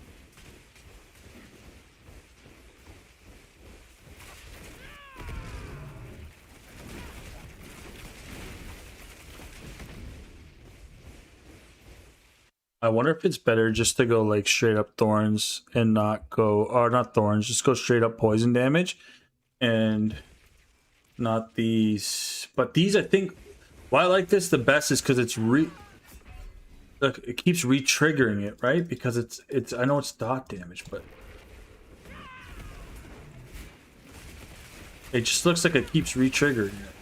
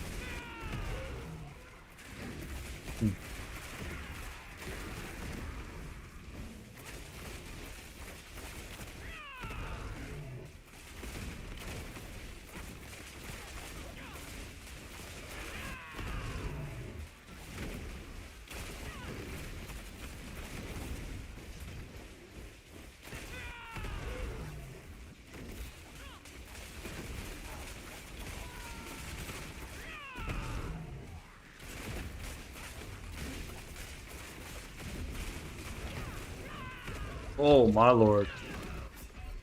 That is just like crackling soul heaven. That's, I got an idea. We'll keep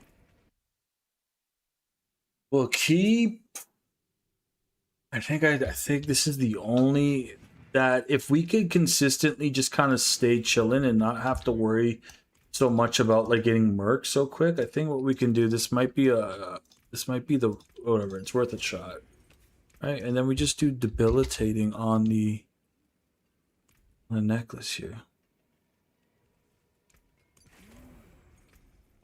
Right? Because we've lost so many slots just trying to. It's like, I don't even know if we need Harmony, really. Harmony's just tagging as Centipede, but does that matter? It doesn't matter. Oh, it does matter. Because we need the Eagle tag, yeah. So it does matter.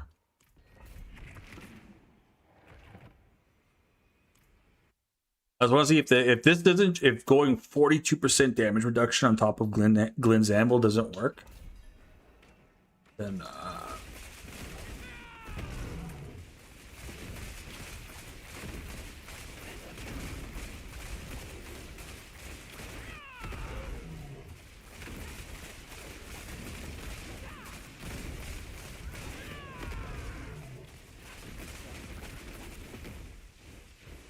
so far so good. Kind of like a small quarters place. Let's see if we can find. Oh yeah.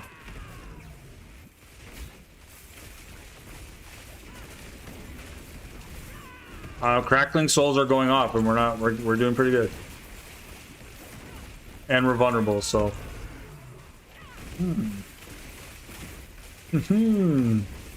Have we cracked the Da Vinci Code?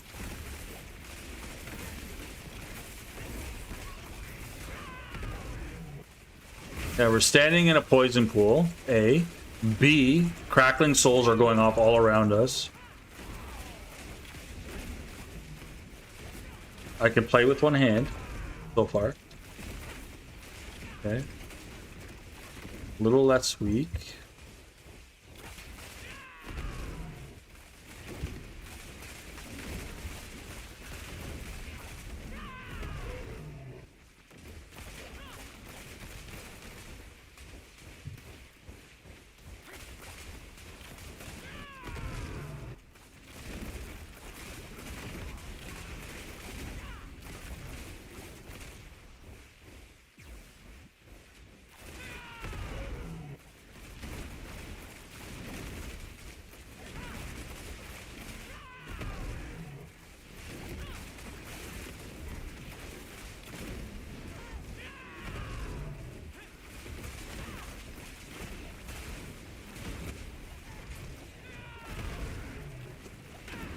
Ooh, okay, yeah. That was just me playing bad. But we're almost like we're absorbing crackling souls, which is pretty funny.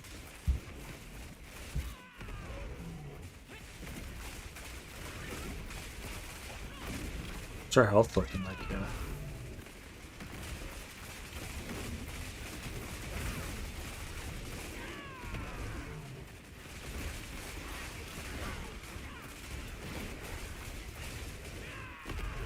Oh. I just had a big brain idea. Oh my days.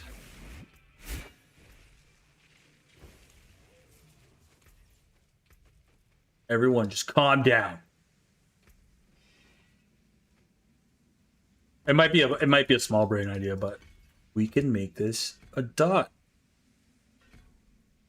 We can make this a dot. Do a whole lot of damage. Just tell me.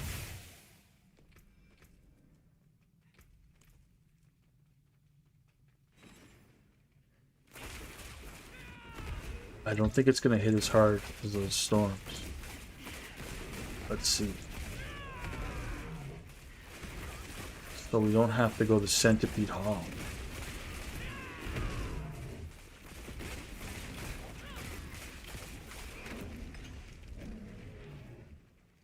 Giving us a little more upfront thorns.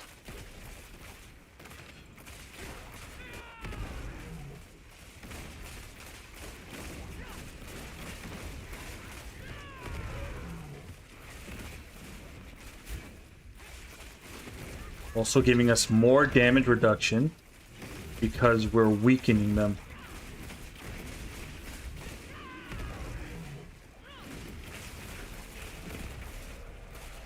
Yeah, I don't think we can sit that. I don't want to try it.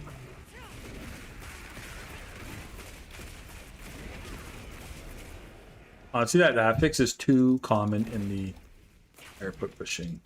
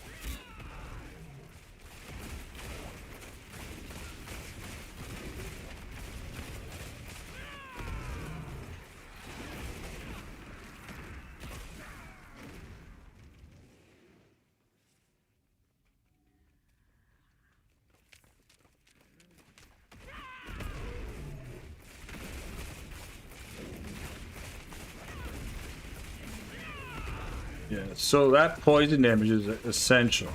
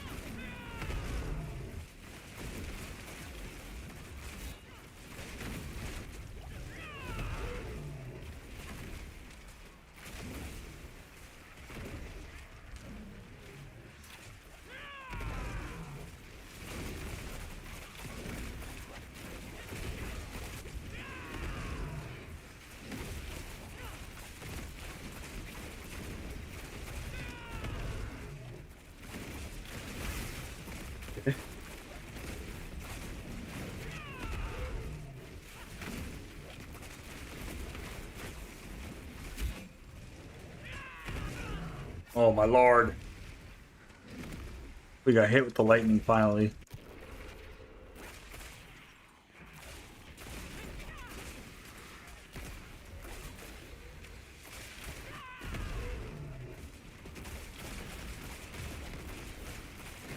I mean, for the WUMBA set, man, this is pretty crazy.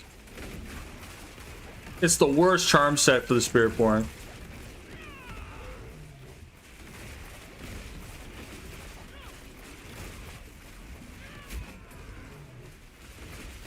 And we need to up the Thorns damage more.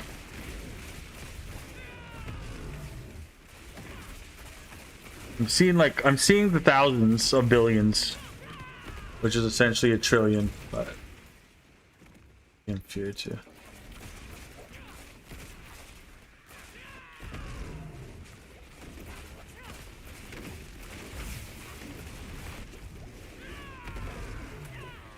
Oof. That earthquake is just smoking us. Okay, hold on.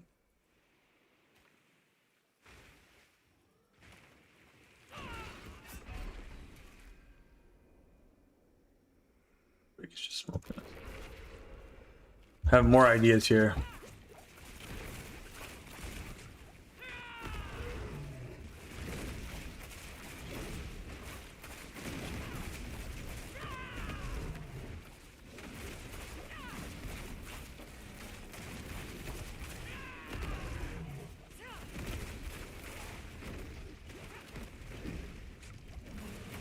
This elite is just pain. That earthquake is just too gangster. We can't sit on it. Pause.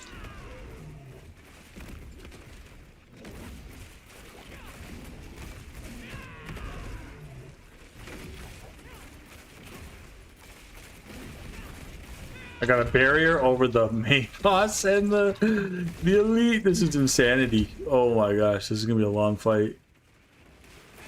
Oh wow, we just walked into his. Okay, we're just in an unfortunate circumstance here, where the elite is not only covered by a barrier, but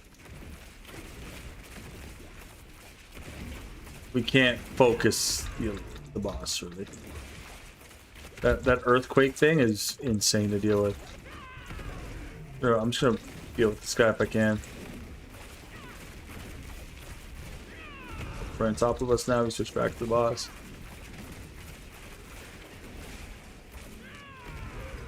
Now followed us. Got the barrier to it. Pure insanity.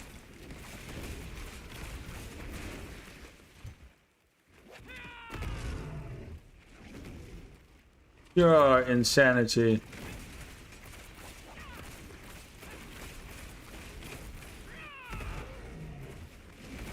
Oh no, I don't really want to fight him. Oh. Almost there. The game feels bad for me. It's I'm frozen. I'm gonna get you, Mr. Barrier guy, with the earthquake trigger. Oh wow, get out of here. That was horrible. That felt horrible. Okay. That was a long fight, guys. I don't... Okay, we got everything to 110-ish. Where's Colossal at? Colossal chilling.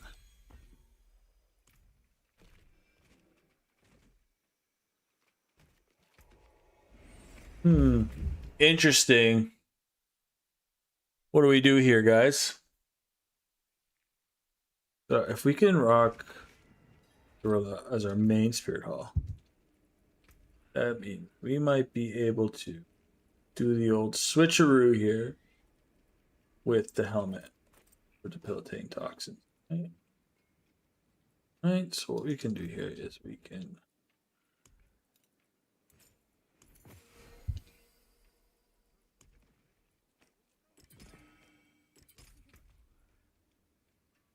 which really frees up 2 slots now. I think this should be Supreme. Supplier. Supremacy. And then this.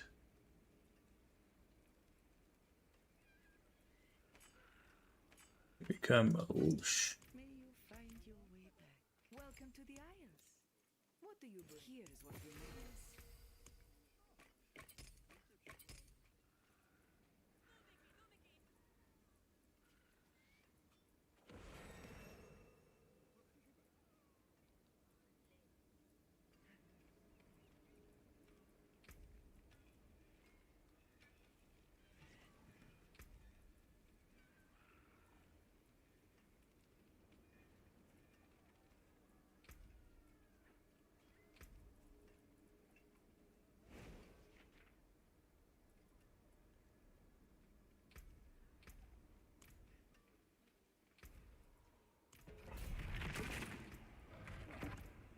This is variation 2.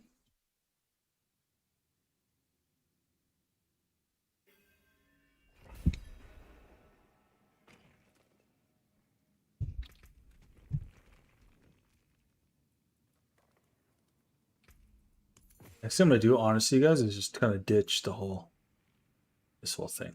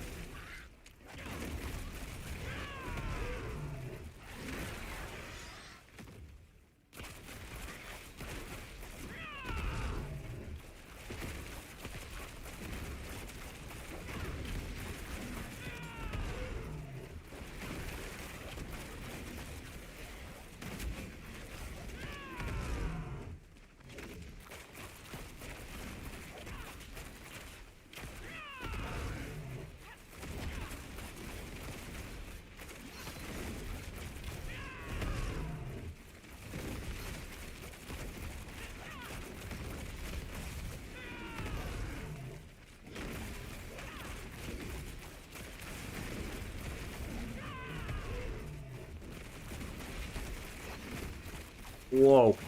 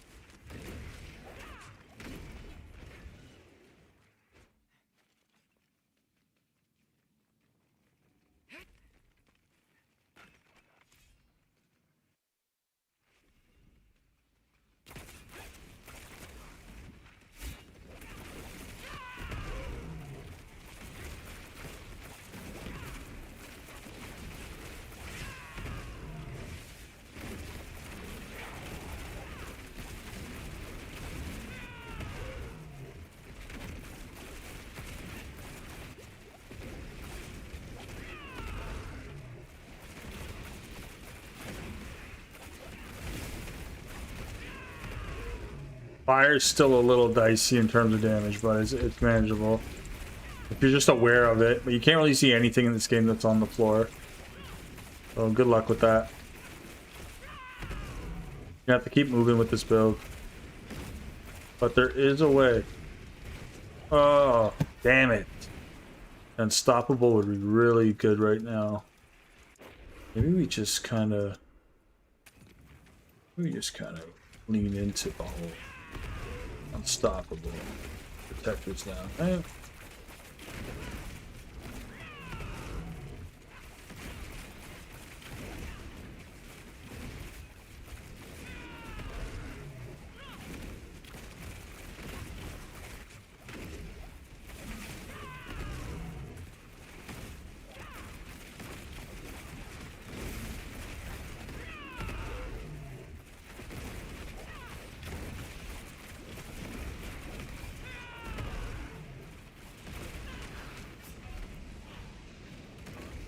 I hear it still does so much damage. Oh. Let's just get out of this area because 2 of the elite bosses have the same fire mortar. Doing a lot of damage to us here.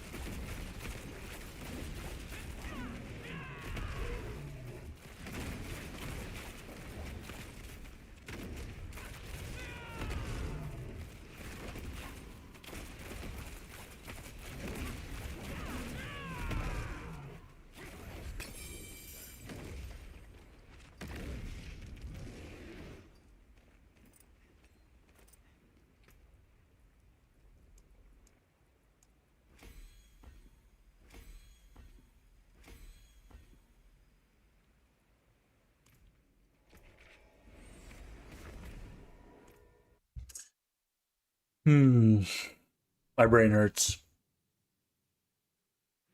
What do you guys think? Do you think we should just leave it alone?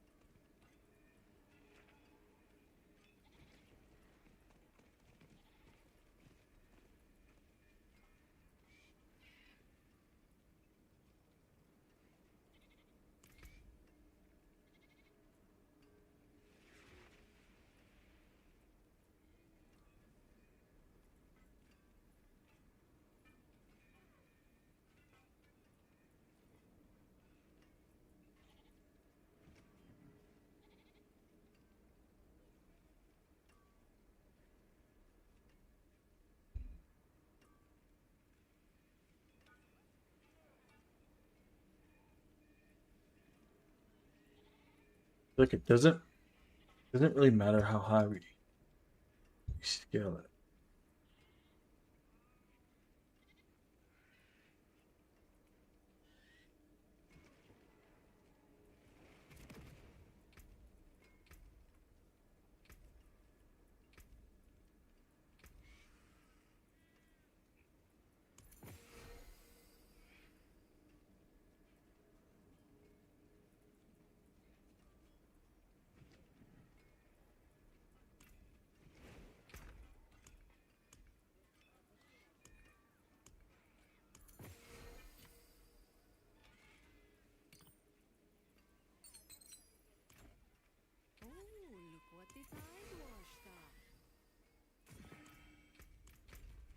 Let's switch up the type of.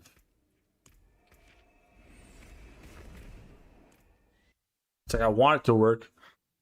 I've got Vortex and I've got Tizik for sure.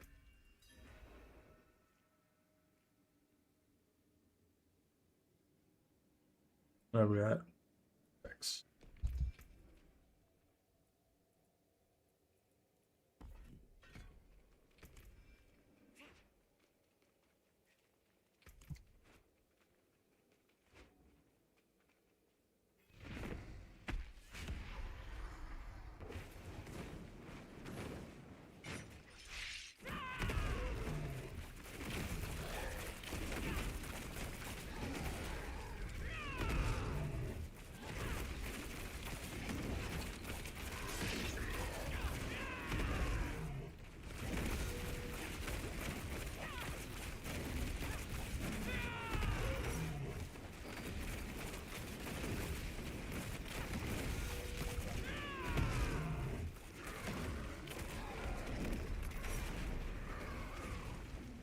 Ideally, we don't want to have to like.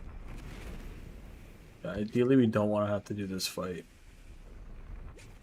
Right, we're gonna get toasted here. I've never seen that pattern. I'm not gonna lie. I've never seen that pattern of.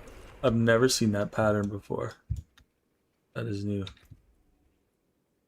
Now, guys, I'm at the point. I'm not gonna lie. I'm at the point where I just might say, yo, you know what? Thorns, it was fun. It's fun, Thorns, but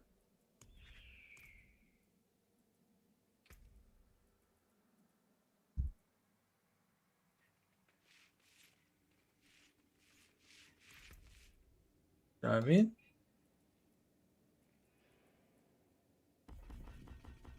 It was a good time.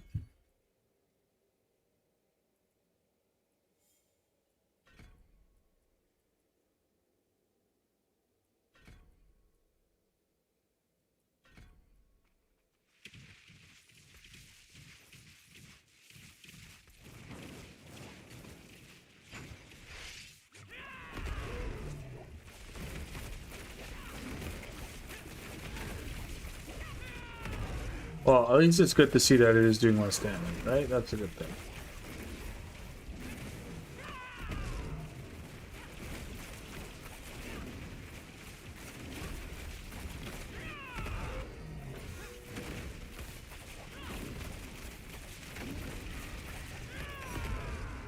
Doing way less damage.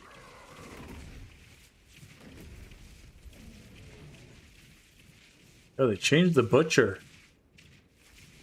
Look at him. It's got a way different pattern now. What is this? They changed the butcher, dude.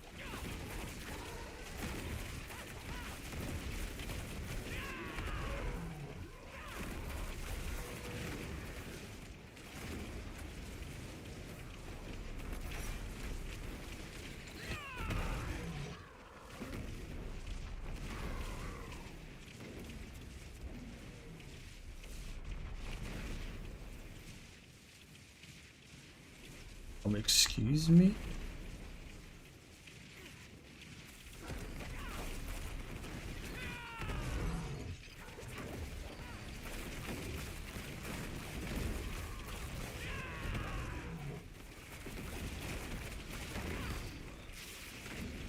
Okay.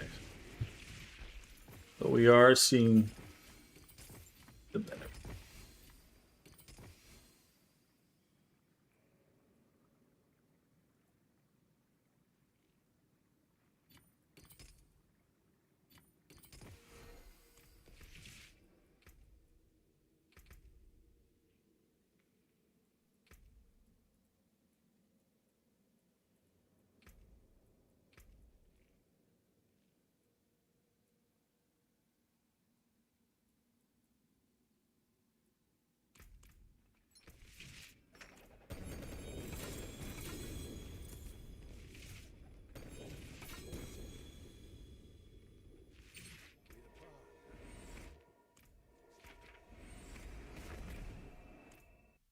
Crazy patterns there, yeah. Those butcher patterns are insane.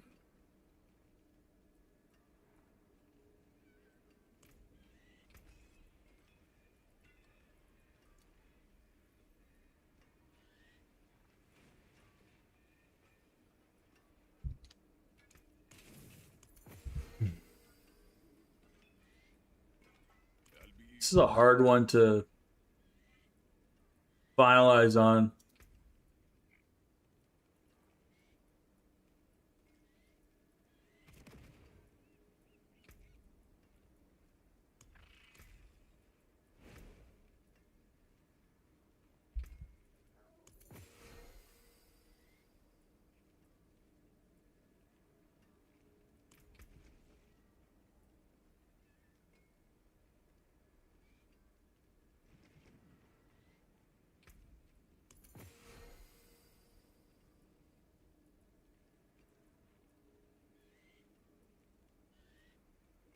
One, two, three.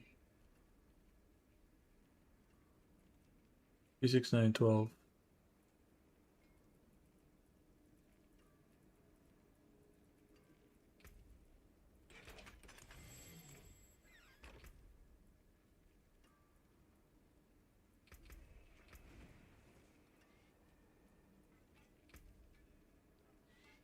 Yeah. Where are we with this build?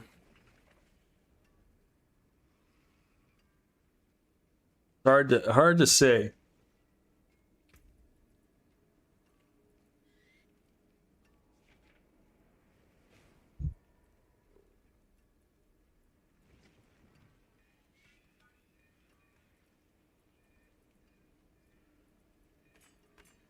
Like we just got to go back bare bones again.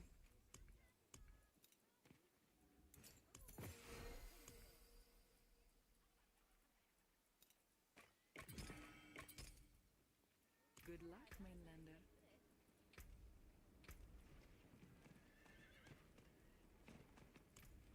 This should be interesting.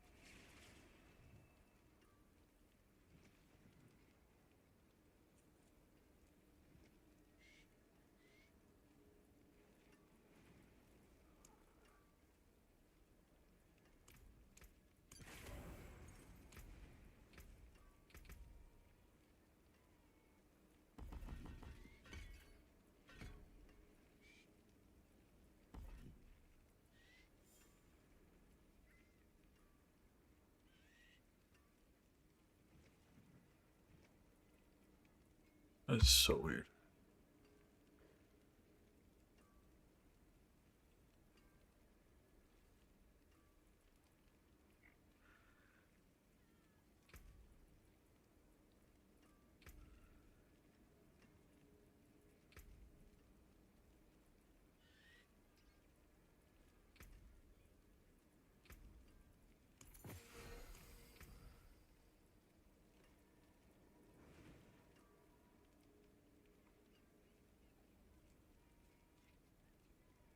No, I wish. It only does the one. We could try it though. I'm pretty sure it only triggers the one.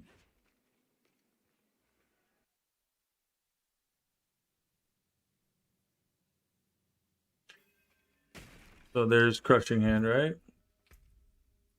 So let's say I went like let's go jag. It's only gonna do jaguar. Not gonna count for my gorilla spirit hall.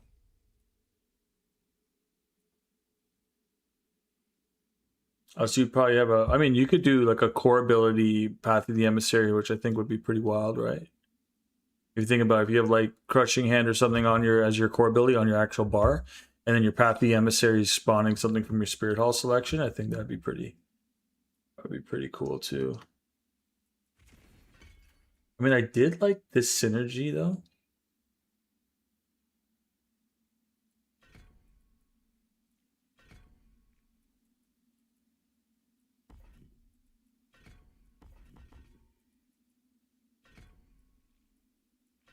Like, this was cool.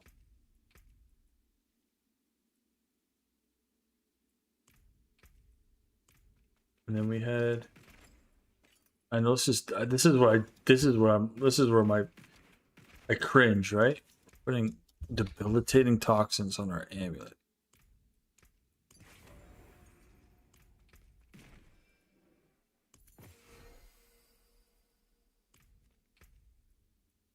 Because we need this to make our spirit halls make sense. Welcome to the Isles. What do you bring? Like, the more convoluted we get, the worse the build gets, right?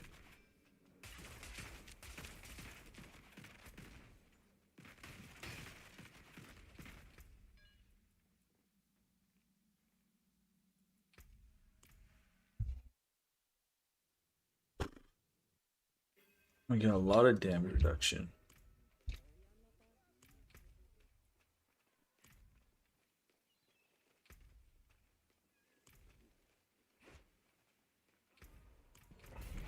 I think the Spirit Storms, like the Stinger Spirit Storms, did the most work for sure. But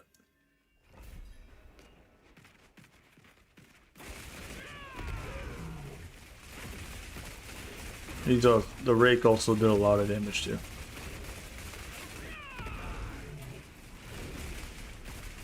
We didn't put the building, we did, right?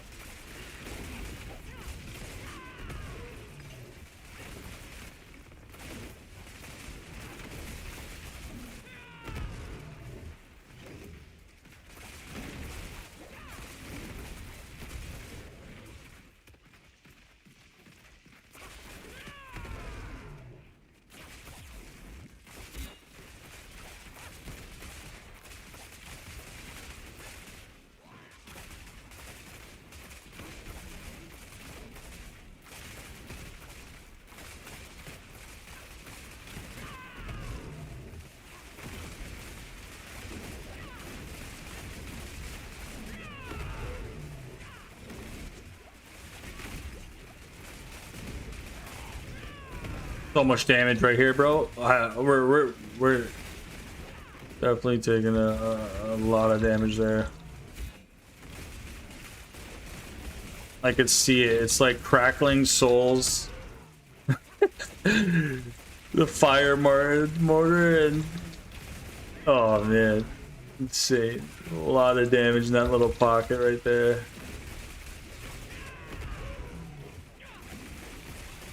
Nice pull though, right? We did it.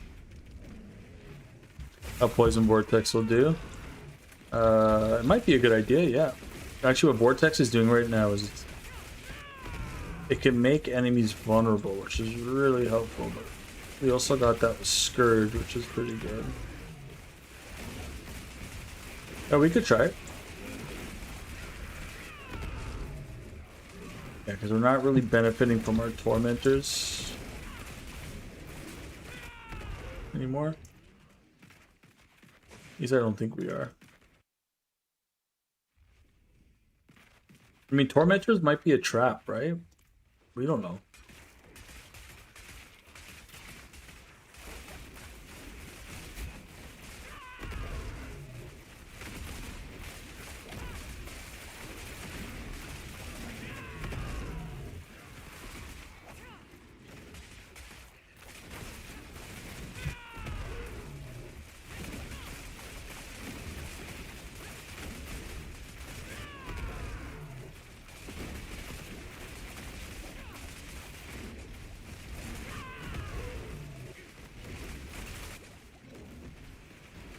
Those mortars though, so much damage.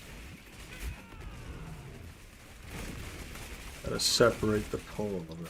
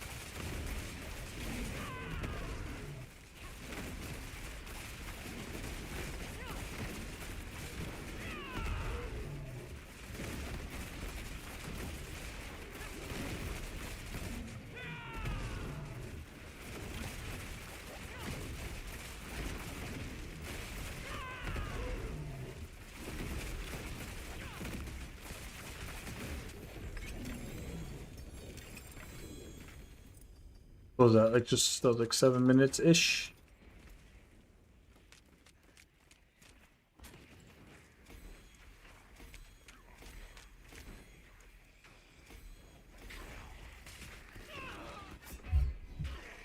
Seven minutes ish.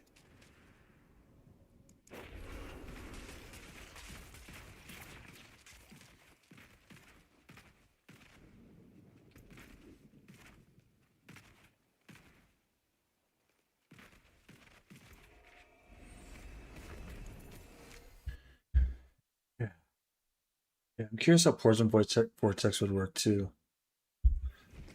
The Tormentors.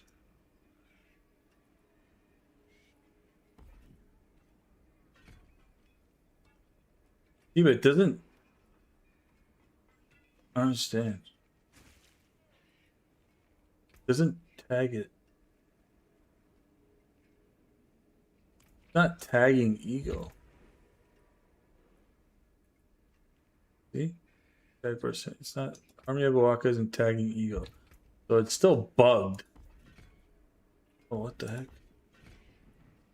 I went down to 5 again?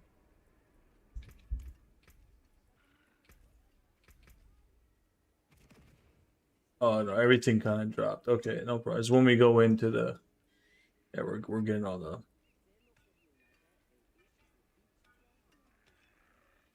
So the only other thing I want to try, I'm gonna try one last thing.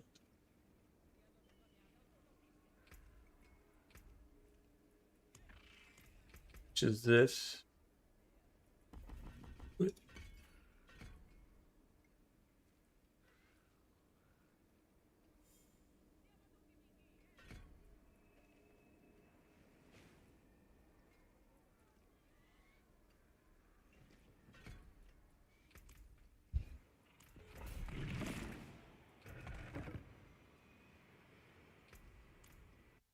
Last thing I want to try, really. I'm okay with it at this point. 115 for like an off meta build.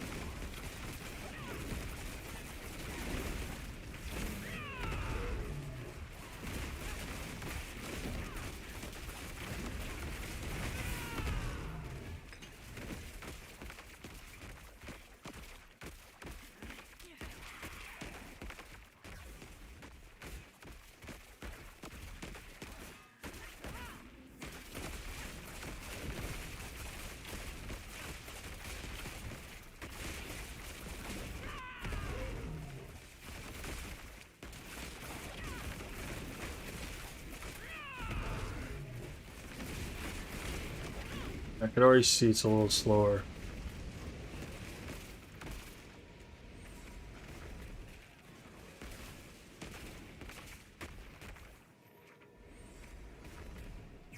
Sorry, I can already see it's a little slower.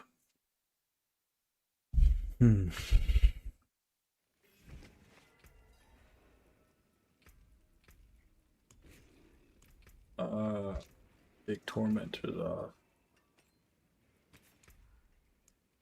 You can go. I want to try bristle. I know bristleback's kind of like such a crapshoot here, but I mean, like.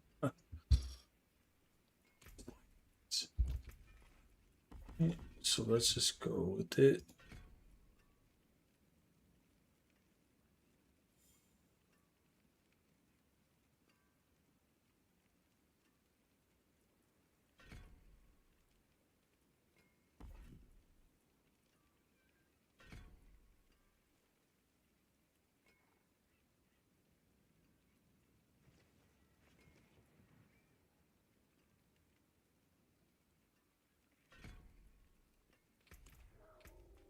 I think this is the best version of it. Let's go try it on the Bucha. The Bouchard.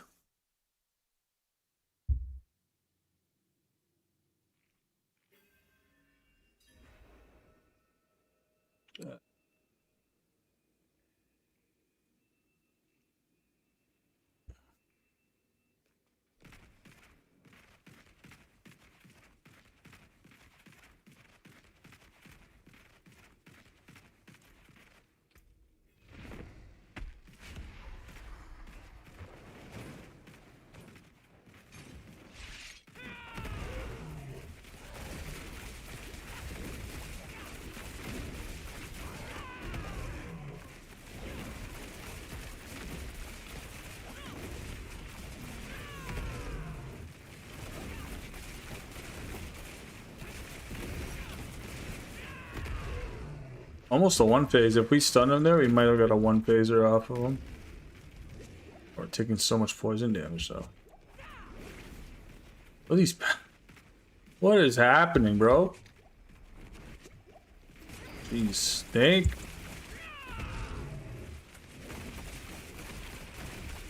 I don't understand how we're supposed to try and tank that if we. I don't know. I don't know. Just gotta watch. What is this? This is a season 15 thing for sure. It's just, I don't know. This is, I've never seen that pattern, yo. Definitely what they're doing for the season 15. They're gonna make lair bosses like exceptionally harder. It just got leaked in this patch or something. Like, what? Yo, I've never seen those butcher patterns, man. What the heck is that?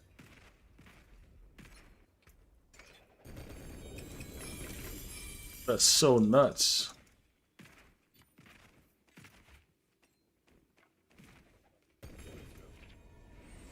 That's crazy. Those butcher patterns are insanity.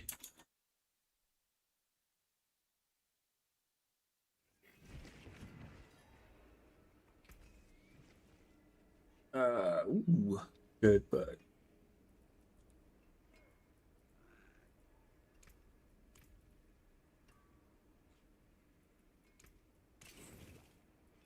yeah, I think this is the final.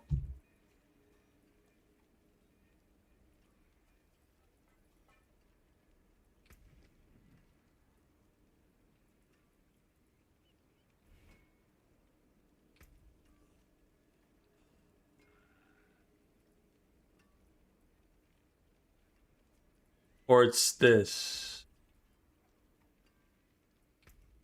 Okay, this.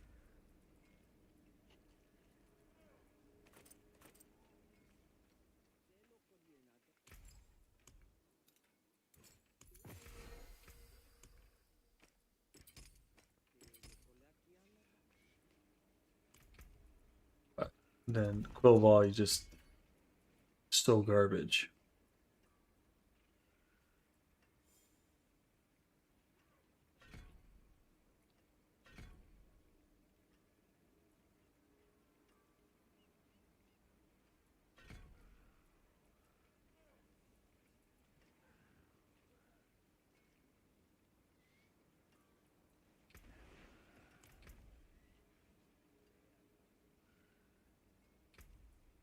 You know, we just kind of go off the path of Emissary.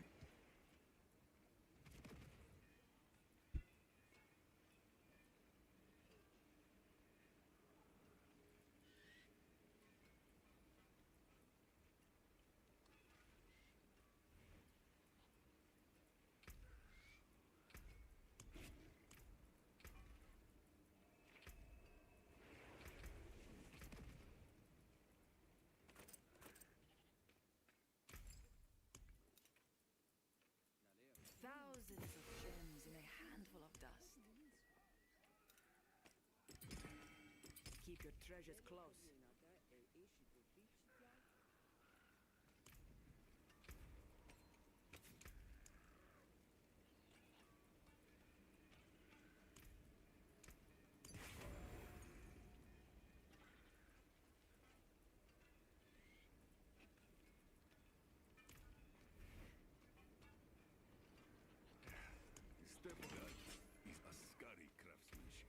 I don't know if we need to pit 120. I think we're good.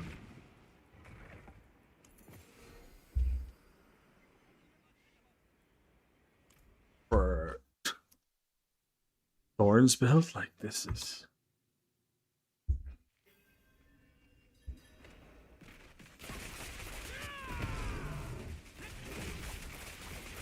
I don't care if this takes us 20. I don't care how long this takes. I just want to see if it's possible.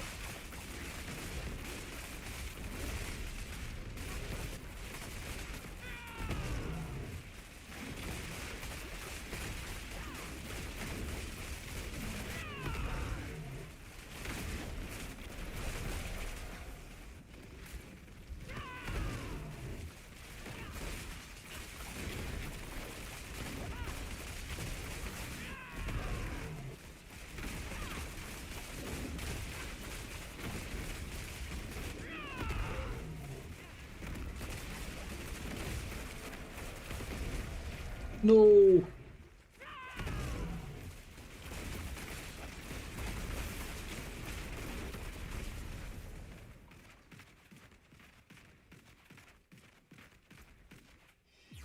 Oh. Don't even have it.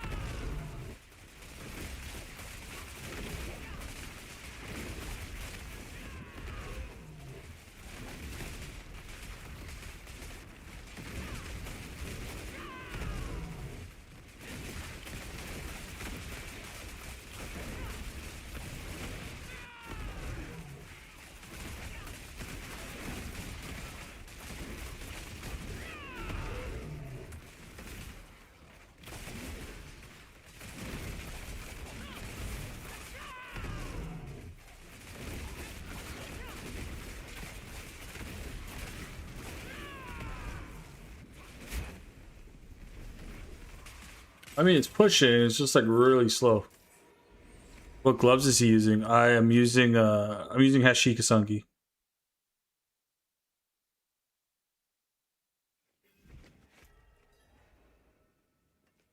Let's. I'm just telling you, just try this. Let's run it back with it again. Doubloosh.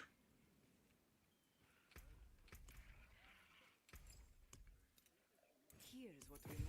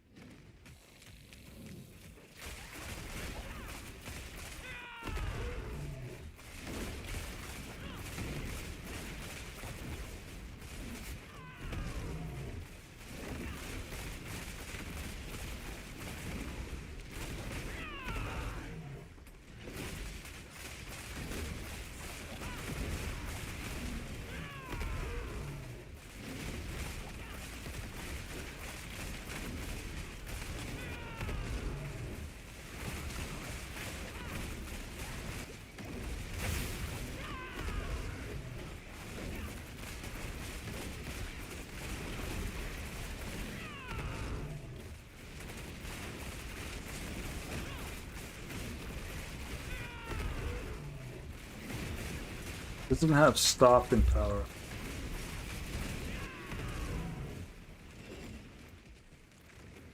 Okay.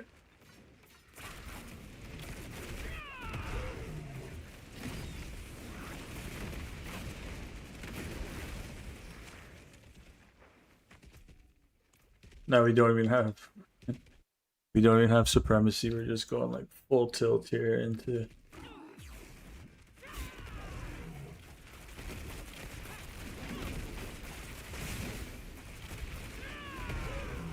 I don't even think it comes close.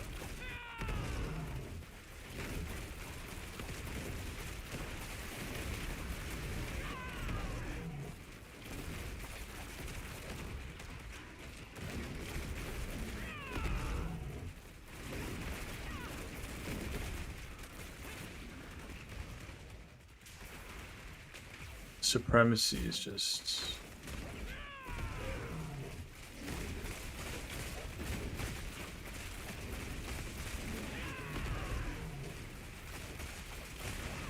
Okay, so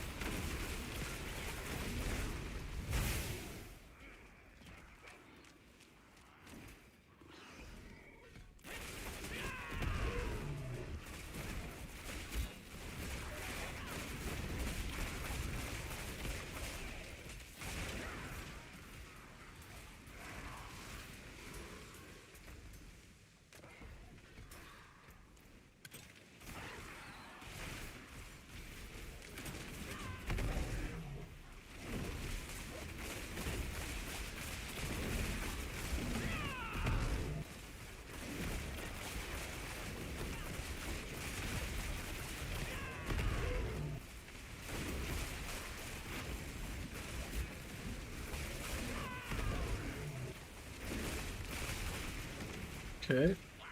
It's just.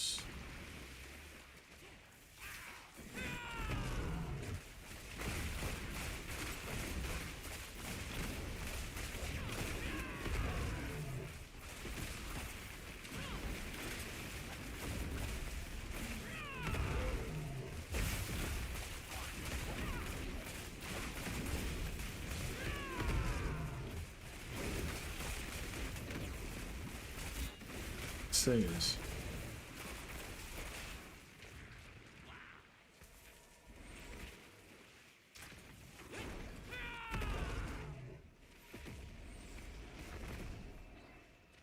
This is a little. This is hard to gauge. I'm trying to figure out what works best. Oh well.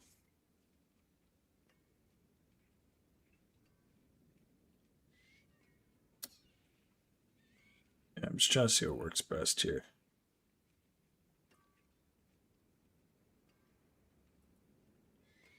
What works best?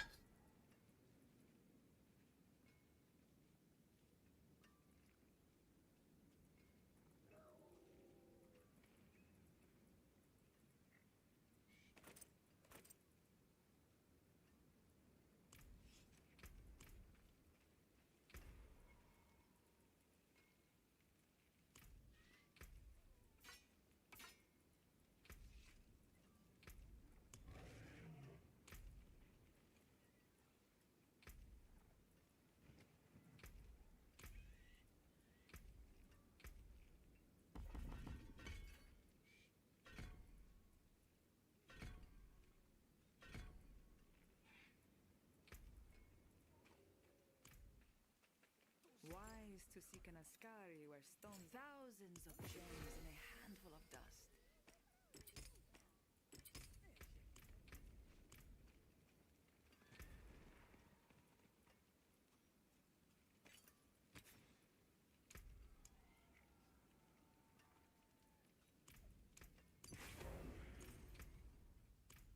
Stones to cut, gems to set. Keep your treasures close.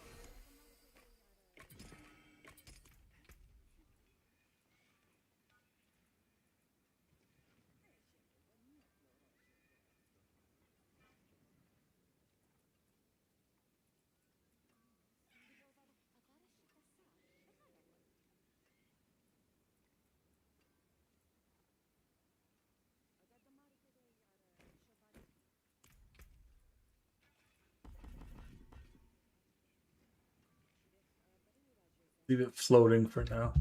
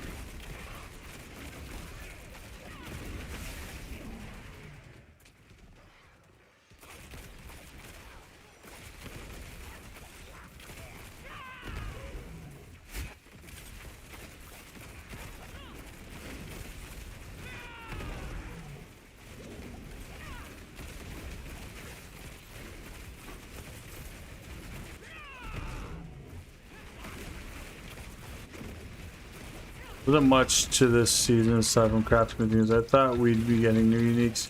Yeah, no, that's always something to look forward to as well. I think it's just a little bit too late. I do appreciate the updates coming from the team and stuff like that. I just feel like it's a little bit too late. They need to really, like I've said this on, I've commented this on other videos and stuff. But I think the dev team really needs to lean into trusting and listening to the community as a whole. Like, you know, content creators like myself, and then there's also like partner program content creators. Like that is we are, you know, I'm not a partner program content creator, but I am a content creator for Diablo 4.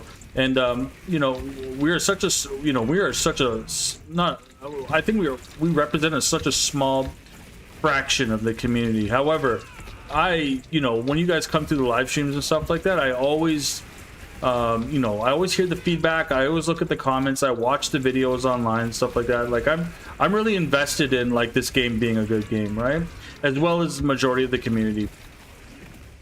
But what I really think the developer team needs to lean into is they really need to lean into listening to the community off the hop, especially when there's like feedback from the PTR where, you know, everyone was saying that all these changes that they're implementing now was what everyone was saying from the jump, before the PTR even, or before the season even went live. People were giving this feedback from the PTR. So, you know, I'm glad to see that they're acting on it now. But like, you know, we're almost I think we're a month or a week. Was it a week away from a month of the season being live, and you know, we're just getting the season changes now. What I think they need, like I said, what I think they need to do is they need to lean in and listen and trust that the community wants to have a fun, engaging season every season, right? So I truly believe if they leaned into just trusting the community on, you know, and listening to, you know, not, you know, just kind of leaning into, oh, maybe they have a point, you know, while using their own discretion as developers to, you know, launch every season, you know, I think we would have great seasons every season. And I hope going forward that if there's some sort of like concern or there's some sort of unanimous voice of like, you know, this needs to change for the season before it starts, or hey, it's day 3, this really needs to change before, you know, the season becomes stale. You know, I really hope they lean into what they're doing with the more frequent patch updates. I feel like that's a huge step in the right direction. Is, you know, this is a live service game, so you know, if day 2, day 3 comes and we're like, hey, look, this really needs to change, and it's not just coming from a single player or, you know, a single content creator or anything like that, you know, the vast majority agrees, you gotta change the game, right? You gotta update the game. So I really hope they do manage to update the game in a much more timely fashion. And I feel like that would be huge for the game, right? It would also instill a lot of trust and, you know, establish a lot of rapport with the community as well. Because at this point, you know, from what I've been seeing, a lot of people are kind of like, you know, for lack of a better term, too little, too late, right? And I'm not saying that's a horrible thing. I'm not saying, you know, it is what it is. But I know BlizzCon's around the corner. But you know.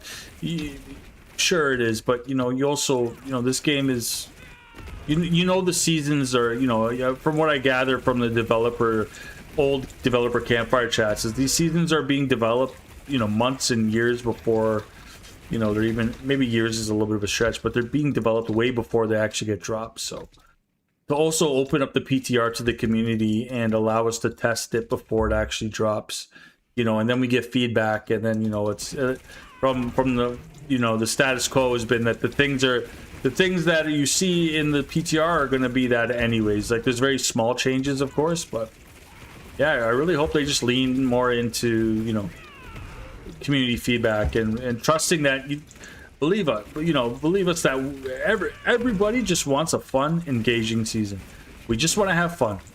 If player retention and player retention rate is what the goal is, I promise if you make the season fun and enjoyable and engaging and worthwhile, people will come back every time, and they'll play the length of the season. I'm telling you. You know, we've seen it happen.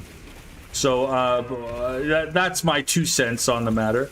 I really believe that they have the ability to make it great. They've shown it before with previous seasons, and I really hope that they lean into, like I said, just, you know, more proactive about the community feedback, because I feel like you know, we have so many great seasons ahead or to come and ahead of us, and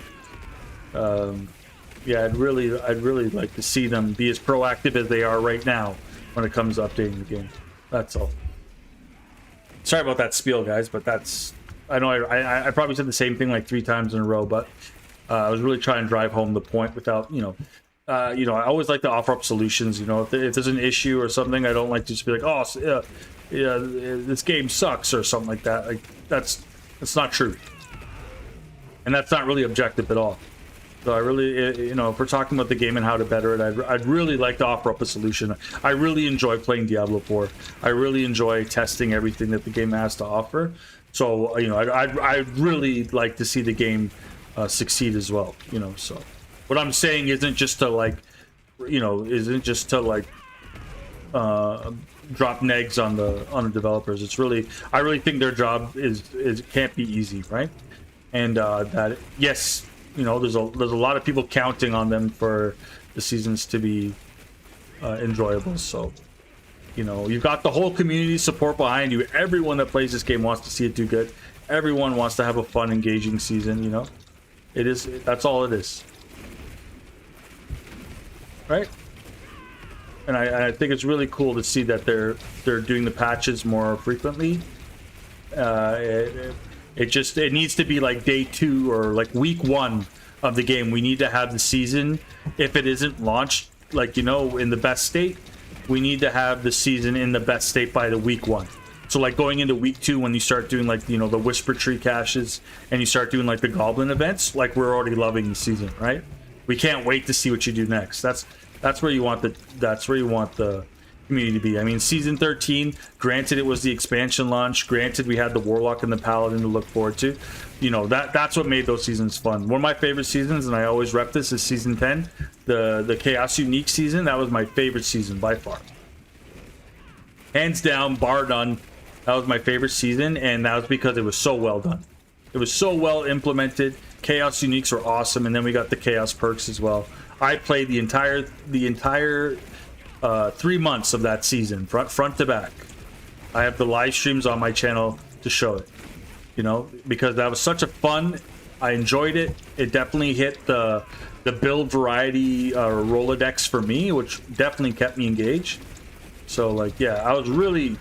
Season 10 is a really prime example of a well done season, and I believe it's possible to do that with seasons to come as well. So yeah, outside of I'm not dropping uniques anymore. I get it. I would really like to see some more different uniques as well, but what I really think they need to do is start looking at going back and reworking some of the uniques that are underutilized or not used at all. Like I can name a handful for Spiritborn. I'm sorry, off the top of my head, there's certain rings that not everyone's using, right? Jansen Shell. That I like it, but it's very underutilized. No one uses it anymore because there's just better options, right? I'm trying to think of anything else that's out there. Sunstained War is a really good item, but it's underutilized because there's just better items. That can be looked at and redone as well. I'm trying to think about the top of my head. I mean, there's things like Band of First Breath, Ring of Midnight Sun. Those are great items. I'm trying to think of anything else that Peacemonger, I think that's it. Peacemonger, that could be redone. That's a ring that could definitely use some love. I think Protection of Prime, heavily underutilized unique. There's so many things you can do with that. Like here's an idea. Protection of Prime. You know how we used to have the Zan rune that used to be able to allow Thorns to crit? Protection of Prime is a gorilla based unique. Maybe have the Protection of Prime give us the Zan unique, where maybe just have it say Thorns can crit. Straight up, Thorns can crit. Perfect. Great. Now we can scale crit into our damage buckets for Thorns, stuff like that. That's what I mean. I think they could. Oh, we just did a pit 120. Didn't even realize I was just talking so much. Wow, we just did a pit 120. Holy Christ. Oh my gosh, we did it. Yeah, I think that'd be really cool too. And then another thing I'd want to see them rework is the spirit halls. Or work into Gorilla the ability to make Thorns crit, or maybe attacking with Gorilla skills deals X times Thorns damage to enemies, right? Instead of a percentage, an additive percentage, maybe make it do a multiplicative Thorns damage, right?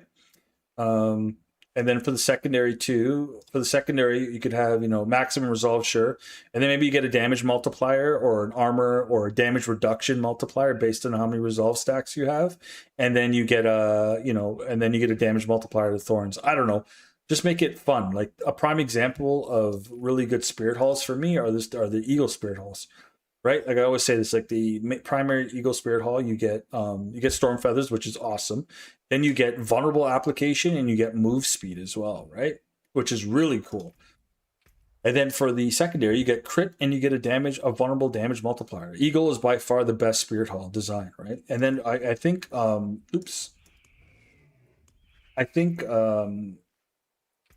primary Jaguar is on the right track. It would be. I think the only way you can make this better is to maybe add some attack speed in here somewhere. Like give us some just attack speed straight up. I know the secondary gives us attack speed technically with Ferocity stacks, but maybe like you get X times for attack speed. Like I said, I think there's so many things they can do, and not just for the Spiritborn, for other classes too. There's so many things they can do and rework the game into a. I think instead of adding more to the game, maybe that's I do enjoy uniques myself, but I think maybe refining the game at this point would be a better move than adding anything else at this point. I think if they could better manage what's already in the game, I think that'd be better than anything else. But funny enough, guys, we just pushed a pit 120, but like in, I don't know, was it 11 minutes? We pushed a pit 120 with this build. We did it. Still can't upgrade her. Was it pit 120? It was. So this is only 80% chance. Wow. Get these 110s up to 1 something. Pushed a pit 120. So let me read your guys' comments. These changes these are the changes we should see from the get-go after PTR. Exactly. The positive is that we still a way to go to the I guess so. I do agree that there's still a way to go before the season ends, but honestly, I feel like the game's been out for like 3 years now. The PTR feedback, even if it's not a partner and program content creator, or even if it's just even if it's just the average player base, the feedback should be heard and addressed, right? I mean, the developers know the game in and out. So, I feel like, we do have some of the season left to go, and, that's great. But I feel like at this point, we should really be at a point where the PTR is definitive of what the season is going to feel like at launch, and in the case where this came up, or this was missed, or this feels bad. It did feel good in the PTR, but actually in practice, this feels bad for the leveling experience. Something in that regard, should be addressed within the first few days, and you have all these partner program content creators and content creators that are voicing the opinion of everybody, right? It's just this, it becomes this echo chamber of everyone saying what's up with the game. It's like they have the resources if they just watch some videos of any person that makes content for this game. Even if they check the forums, I'm sure people go there as well. There's the Discord, the Sanctuary Discord as well. There's so many places to check for resources as to what is going on in the state of the game. I feel like definitely just lean into the player base. The player base wants the game to be good. We don't want to just see the game do bad. We want to see it do good. Yeah. Positive that's still there. Hi Fred, new here. Hit the like. Oh, thanks, man. I appreciate that, Mr. Medi. I love the season so far. That's awesome. I started out with Spiritborn this season, and now I'm rocking Warlock. Dope. That's sick. All my friends quit this season, but I like that you can't wear 4 crafted items, but they would quit anyways soon or later. I think you should take a bit time to reach pit 1. Yeah, you think so? I think you should take a bit of time till you reach. Yeah, before I put out the build. Yeah, it's same. I think 120 is pretty good. Follow me. I think pit 120 is pretty good. I don't know, but we did just push a pit 120, which is awesome. Every skill should have a unique. Yeah, that'd be awesome. Mythic crafting was the lazy way. Yeah, true. I think mythic crafting is also just. I think it's just chaos uniques reinvented, right? Nexus. And thanks for coming through, Nexus. Seasons need better endgame and longer duration. Yeah, they need to stop ignoring the input from creators. That's true. And like I said, it's such a small, like content creators like myself and then like partner program content creators, it's such a small population of this player base. People, you know, so many people come back every season, good or bad, to play this game. You know, it's just a matter of how long they keep playing for. And I really feel like at the heart of everything, every season that we ever play, really what I believe what the devs are trying to achieve is player retention. I really think that's the main goal.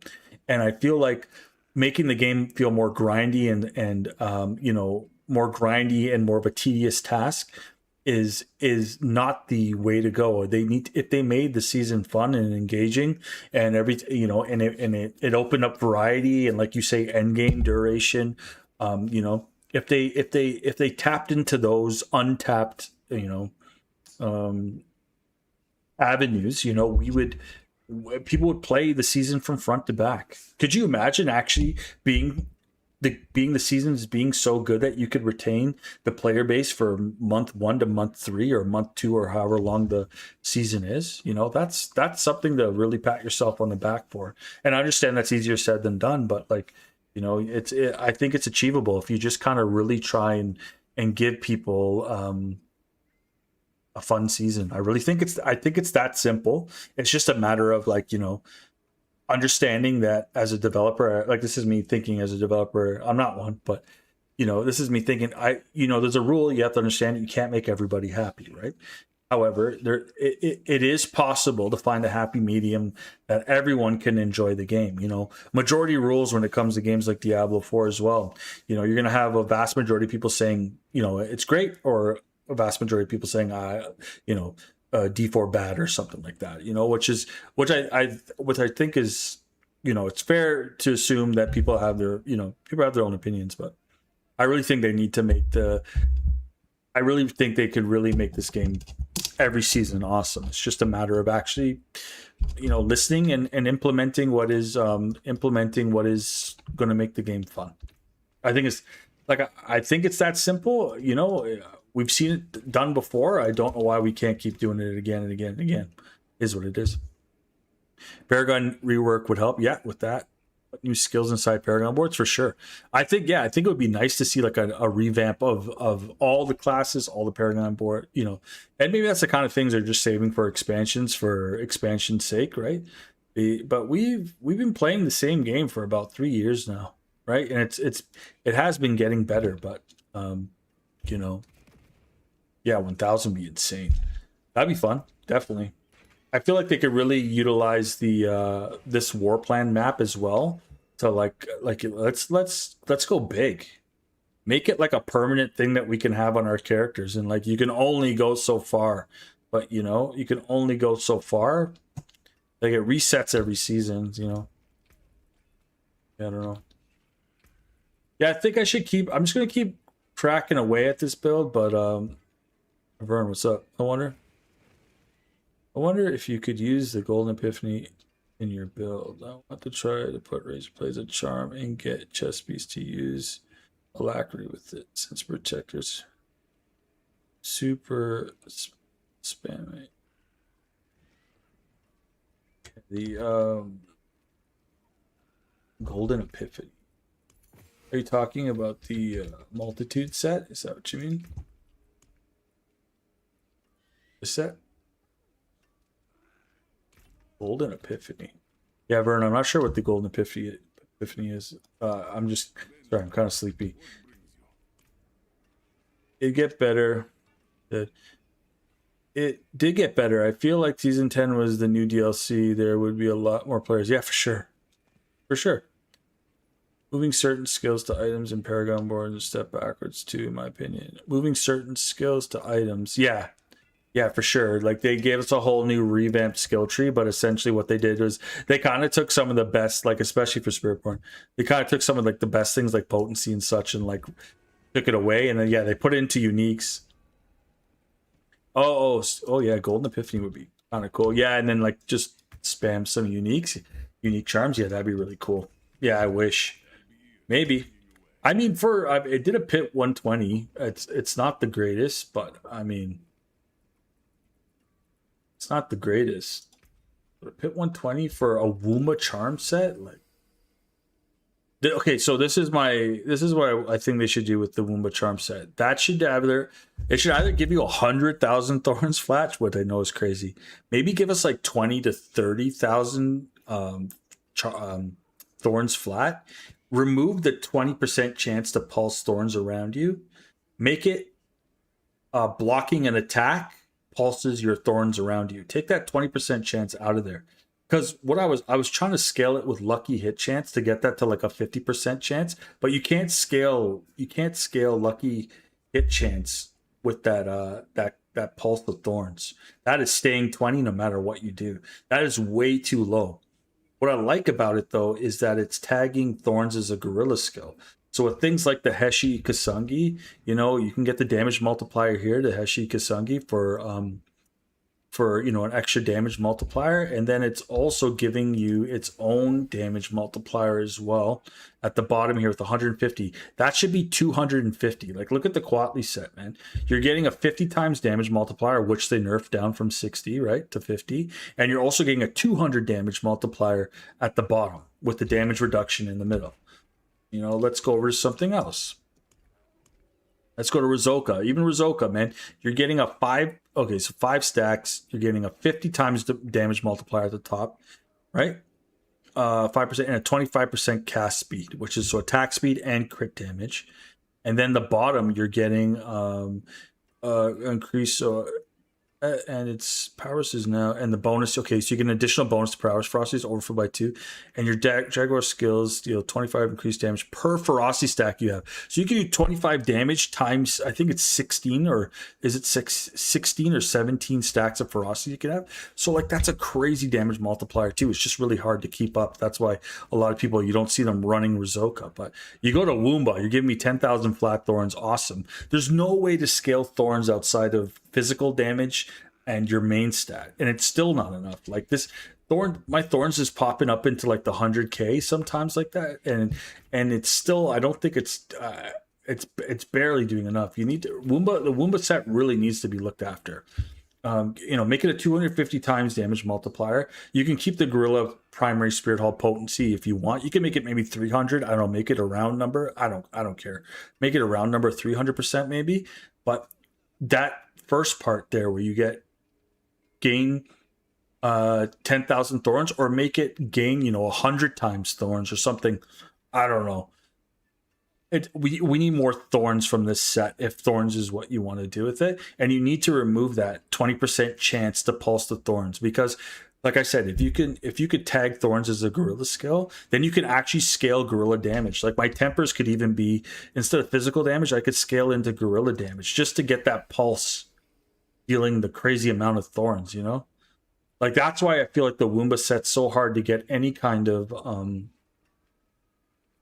thorns damage to. But what's funny though is that, you know, Armored Hide is probably the best way to deal thorns damage, but you need to evade through enemies. And I believe Rushing Claw at the bottom here used to have, on the evasive swipe, this used to have evade. This used to be considered an evade. So imagine just rushing around and evading while having the Armored Hide up, right? And giving you that, proccing that 840% of your thorns, right? So like, I don't know, like you have to manually evade around to get the highest amount of damage. So you'll see me when I'm like doing that Rushing Claw span around, you'll see me, I periodically I'm spamming spacebar like as much as I can, right? And the only thing that makes sense too is if you put something like, you know, attacks reduce evade cooldown reduction on it, or you have maximum evade charges. I think this is better because you'll reduce the cooldown of your evade quite frequently, right? So that's the alternative to do a lot of damage with thorns. But I don't know. I feel like I feel like thorns just needs a lot of love, and not thorns. Thorns needs a lot of love. It's just we're not getting it, right. Oh wow, pretty good. You can do poison damage with Rake. That'd be pretty good. Yeah, that set in general needs a lot of love in my opinion. But you know, here we are.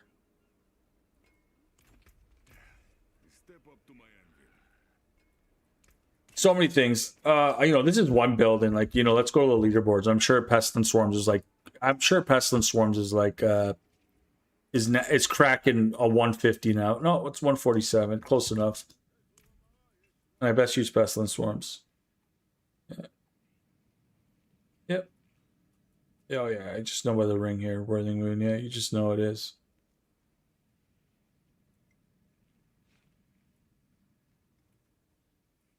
So good. So good. Needs 2 uniques. That's it. Yeah. Huh. Here's crazy.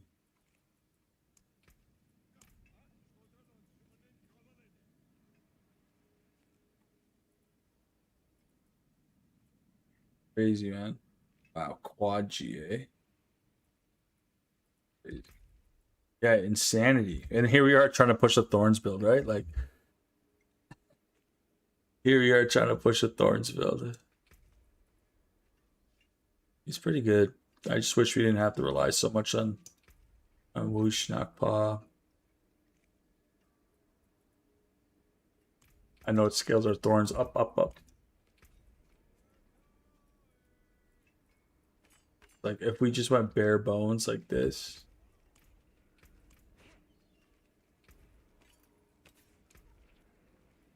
I don't even think I put this. I like this. I like this.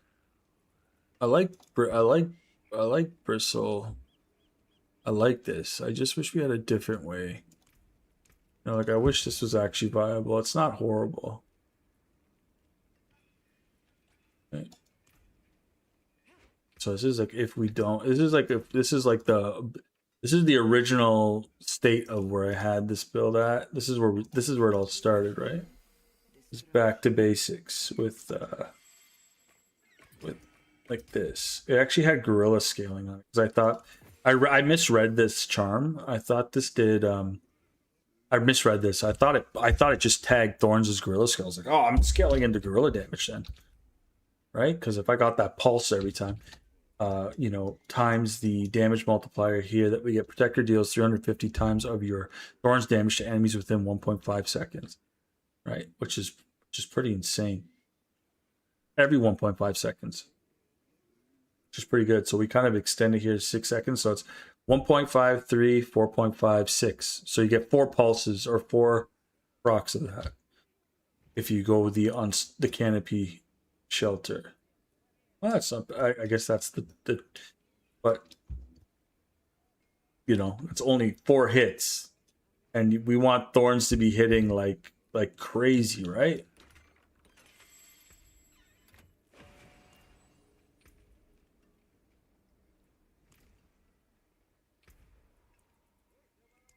Like this is bare bones in a 120. I don't even think we're gonna scratch what we're trying to do here. I've chatted to D4 partner on her yesterday's live stream regarding the updating the mercenary system. I've chatted to a D4 partner on her. It would be nice that we can have more mercenaries, and yeah, that'd be cool. I think they'll bring it back. Honestly, the truth is they're bringing it's slowly but surely becoming D3. Like I don't know if you guys ever played D3, but that's all the stuff you could do in D3. Is you could equip your mercenaries with some sick up gear, and you were able to you know, do some nutty damage. See, you can like manually. I'm like manually evading around. And it's doing trillions of damage, right? Because, well, not trillions. It's doing 1,000 billion, which is a trillion, which is so dumb. They should just put a T there. See, but this is like basic booty gear, right? And what's our Thorn scaling into? Thorns is 54. I'd really like to see how high we can get it. There you go, 100k. So we're at 100k Thorns. You know?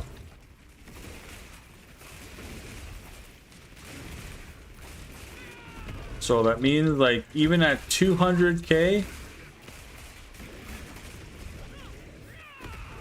There you go, another 2,000 billion. what are we talking about here?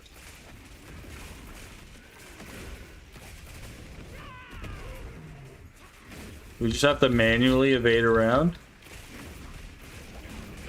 It's too slow, right?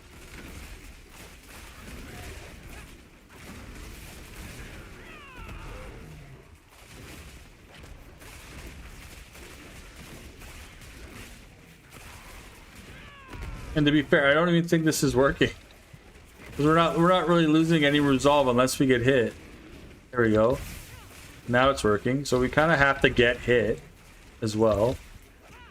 And it's only giving us another, I think it's 20k thorns, like at max. I always wanted a Witch Doctor Mercenary. That'd be sick. It would be nice.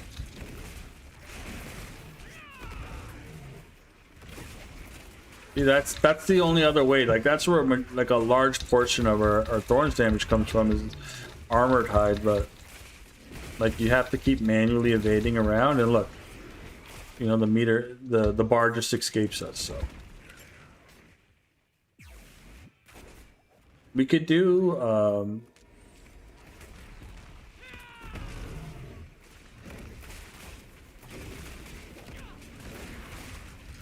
we could do spiny skin too. I just don't think it's a. I don't think it raises it high enough.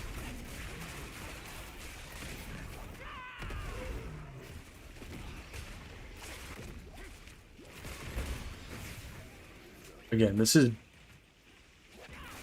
bare bones.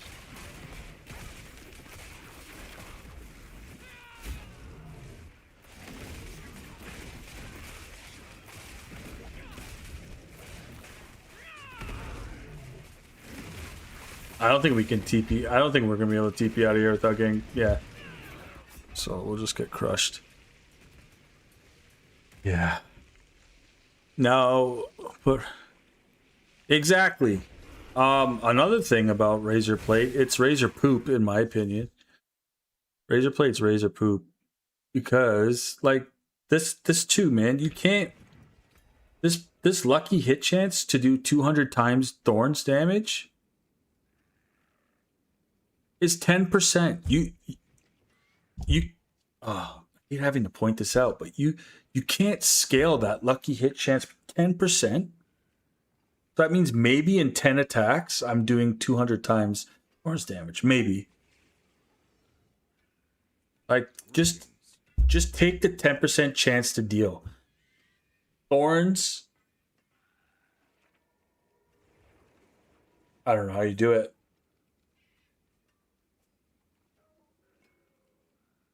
Just thorns deals 200 increase. No, it can't make it that. Everyone would just play a thorns build then, right?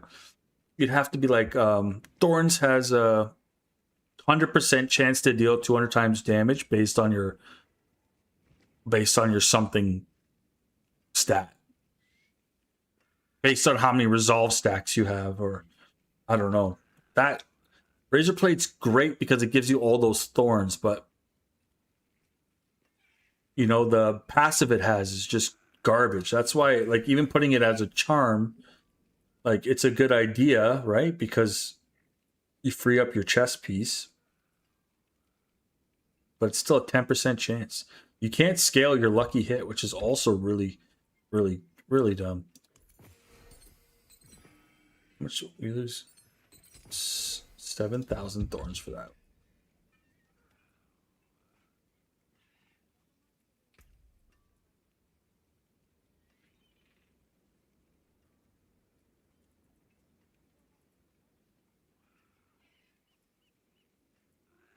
No matter how much we scale our thorns, it just doesn't matter.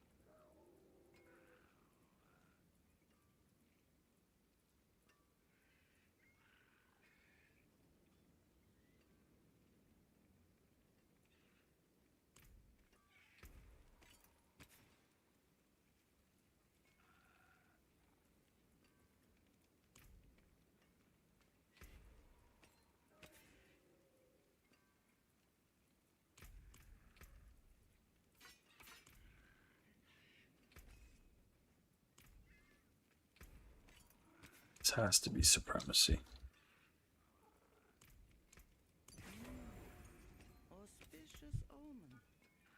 I just wish there was a better way. I wish we just had more thorn options.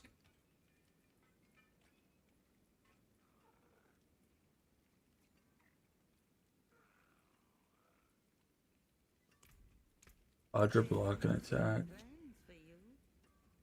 I'll try different things.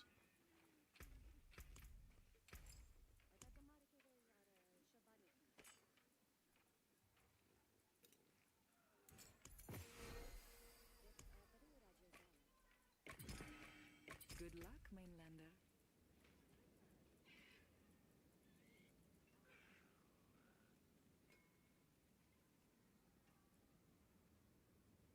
Yeah, this is only good because we can drop this. I thought this would be good, but it doesn't beat that.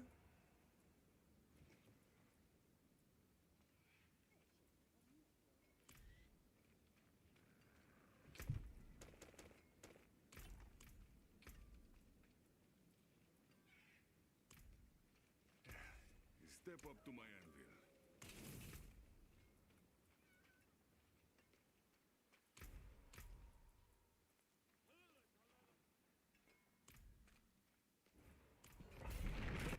Pretty crazy. It's pretty crazy, guys. I don't know why it's so difficult to scale thorns.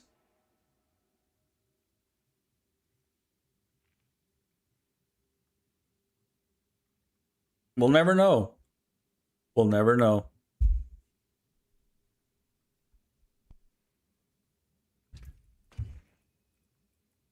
We go like we're sitting at a flat 50,000.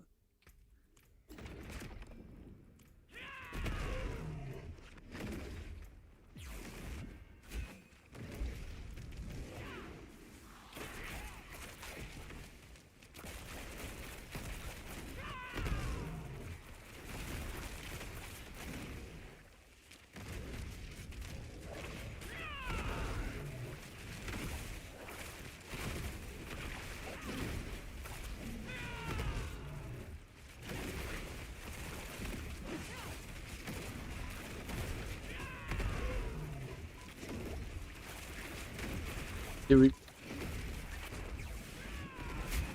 we could oh, why are we taking so much damage though? Did we?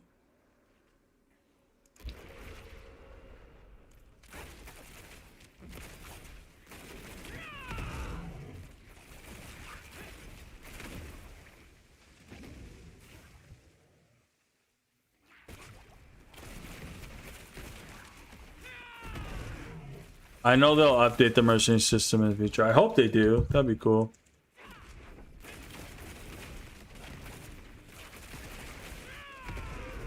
It would be it would be nice to see something change in terms of mercenaries for sure.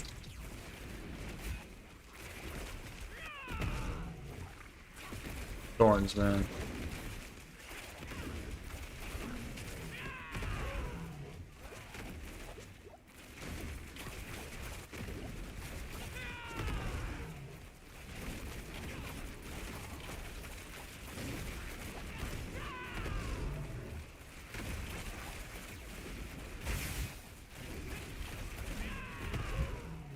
I feel like it's almost better.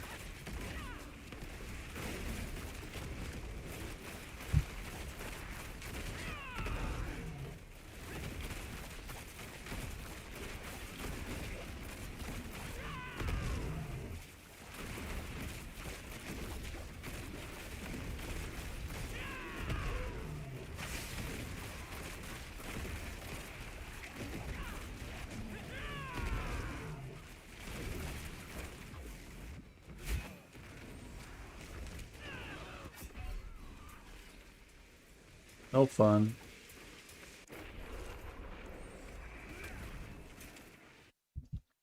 It doesn't matter how far we scale our thorns, it's just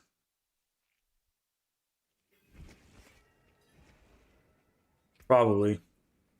Yeah, we'll probably see on the next expansion.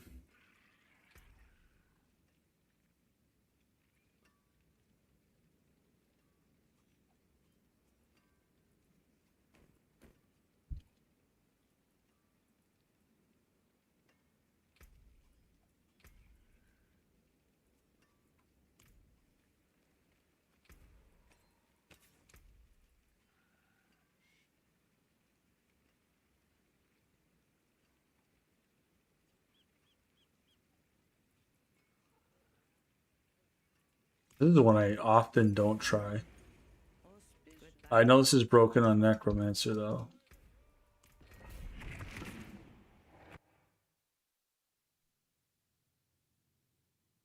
%, though. We probably want like 100, right?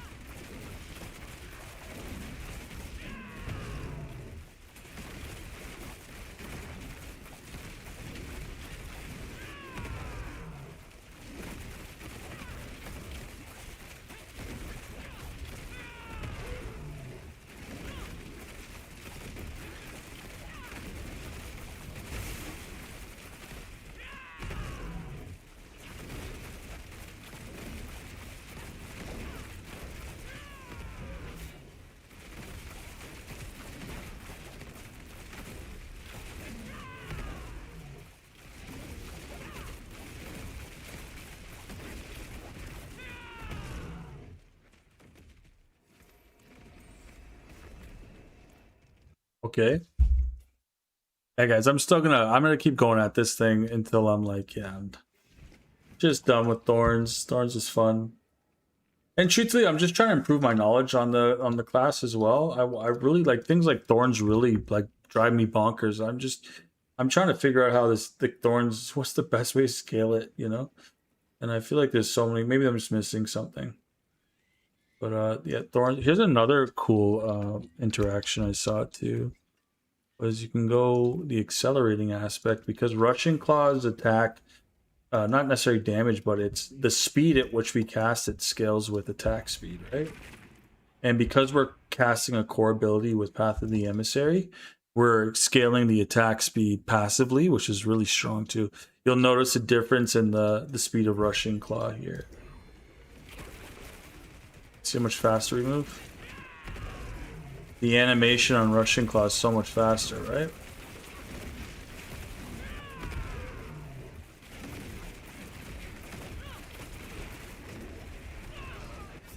Why are we so squishy? Annoying. We're not poisoning anymore? Is that what's up? Is that what's up? Well, let's just do it this way. Guarantee that we're poisoning somehow.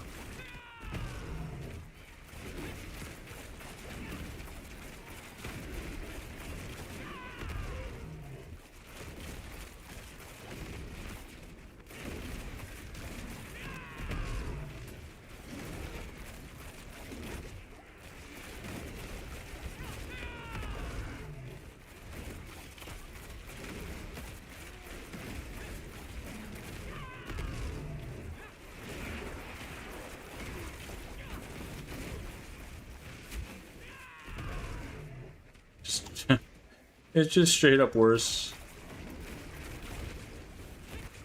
Yeah.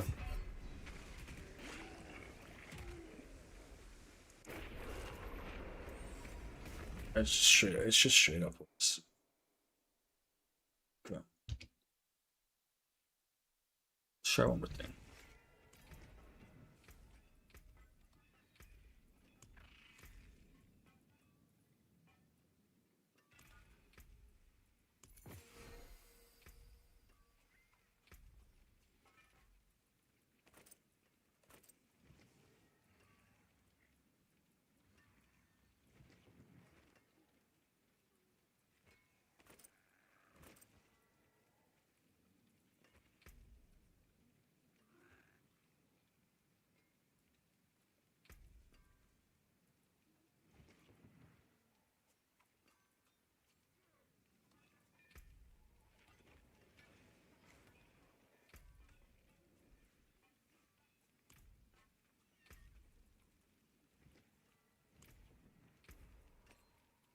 I'm gonna try something crazy here if we have enough resources. I'm just gonna try something really, call it stupid, whatever you want. gonna try something really stupid.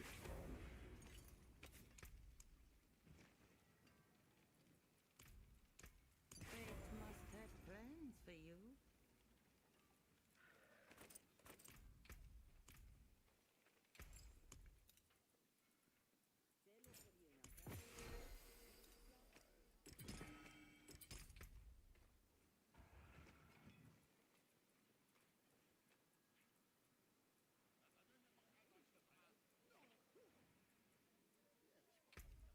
I think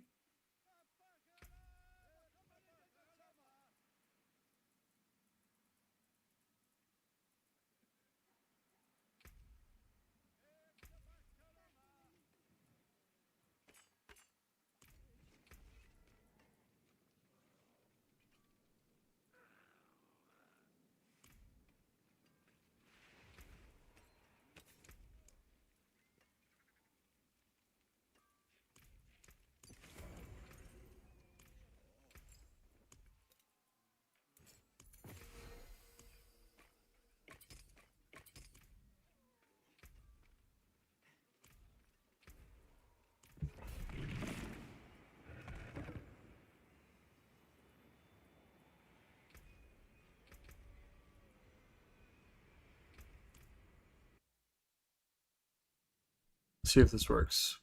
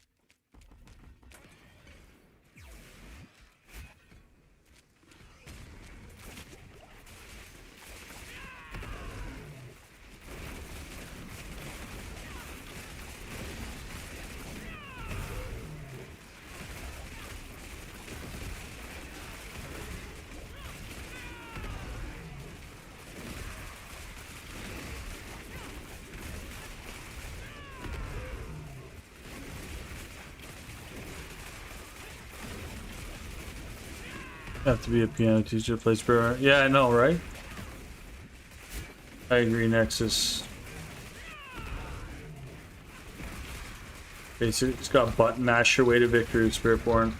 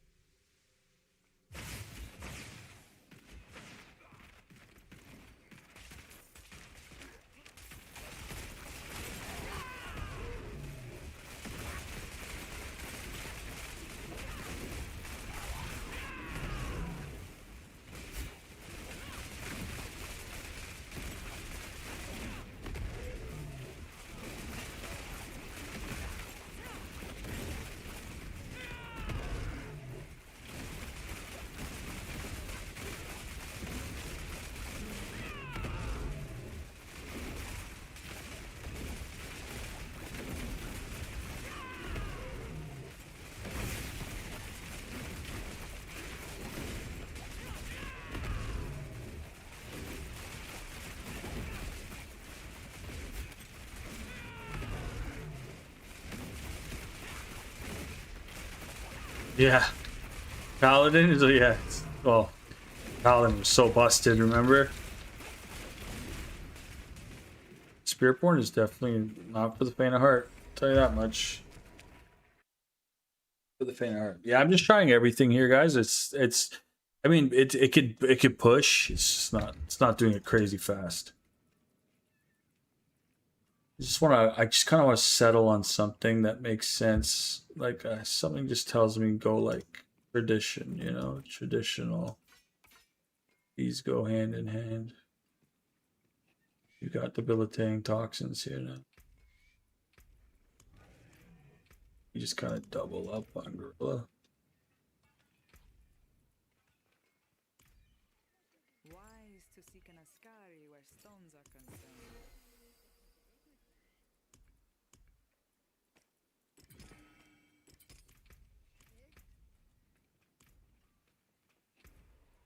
Like this. I don't think this is right. I think we're gonna lose a lot of we're gonna lose a lot. Cheer. Fate must have plans for you.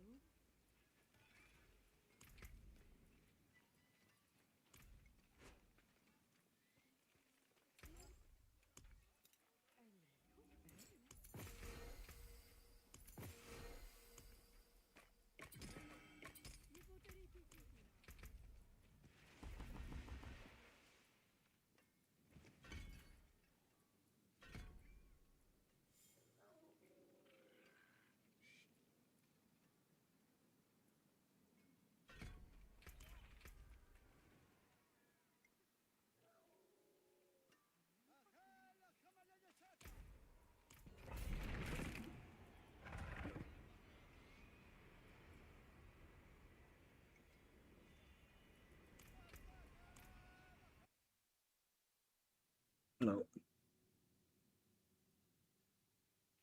Yeah. Yeah, guys though.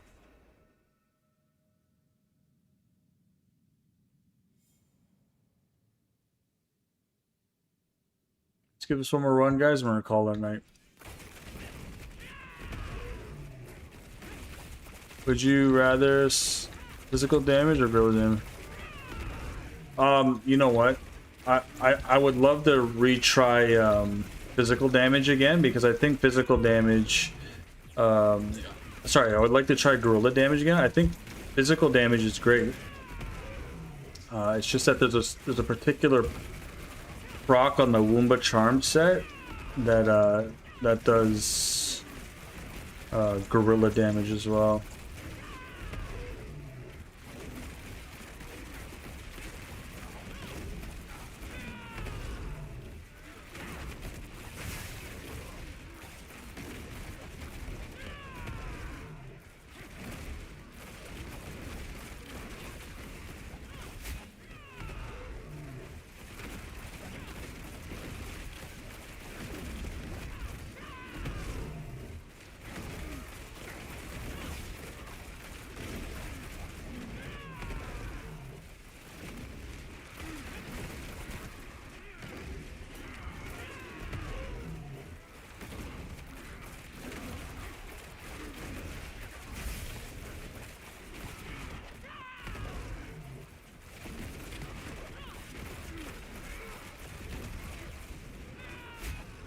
And there's no magic potion to make this do any more damage.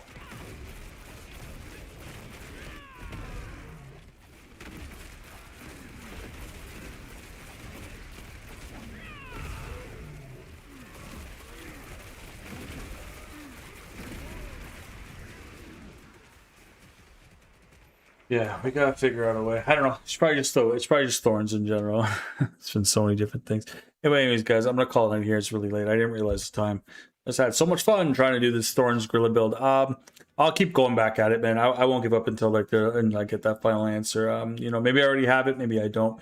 But I think thorns is possible. It's just a matter of how do we do it? You know, how do we scale it the best? How do we temper the best? You know, I'll do more research, and I think that's all it means. And I'm really and just so you know, I'm really enjoying researching how thorns works on Spiritborn for sure, because I think it's just good to have general game knowledge, you know, on how the class that you like to play, how it works in general.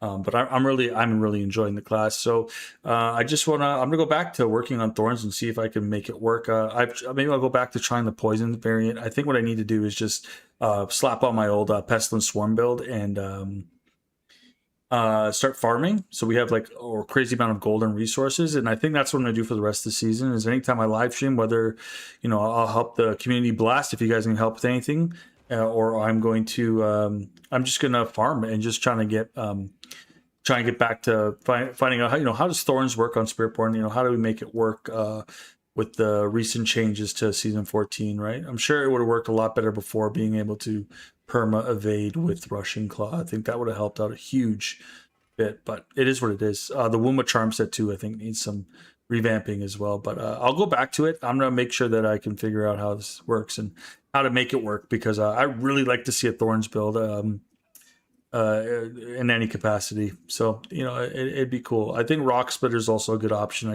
I kind of want to stray away from the norms, right? I don't want to do another rock splitter build. I'm sure there's tons out there. So see if there's a different variation that we can do. But it is what it is. I'm enjoying the game. But Currency and Paladin is very good. Just walking T12. Yeah, I know, that'd be awesome. But yeah, I just want to say a big thank you to everyone that came through the live stream. Thank you guys so much for coming through and chatting with me. For everyone that liked, thank you so much for liking the live stream too. It lets me know I'm doing a good job. And for everyone that subbed and supported the channel, thank you guys so much. Again, all I recommend is you turn on notifications. That way, you know, whenever I go live, you guys know right away. But yeah, thank you guys so much for coming through tonight. I'll be live streaming again this Thursday, so stay tuned for that. And after that, I'll be live streaming again Saturday. So yeah, thank you guys so much for coming through. Yeah, I really appreciate you guys coming through. And yeah, I hope to see you on the next one as well. But I'm going to call it night here, guys. It's bedtime for me. Got work in the morning.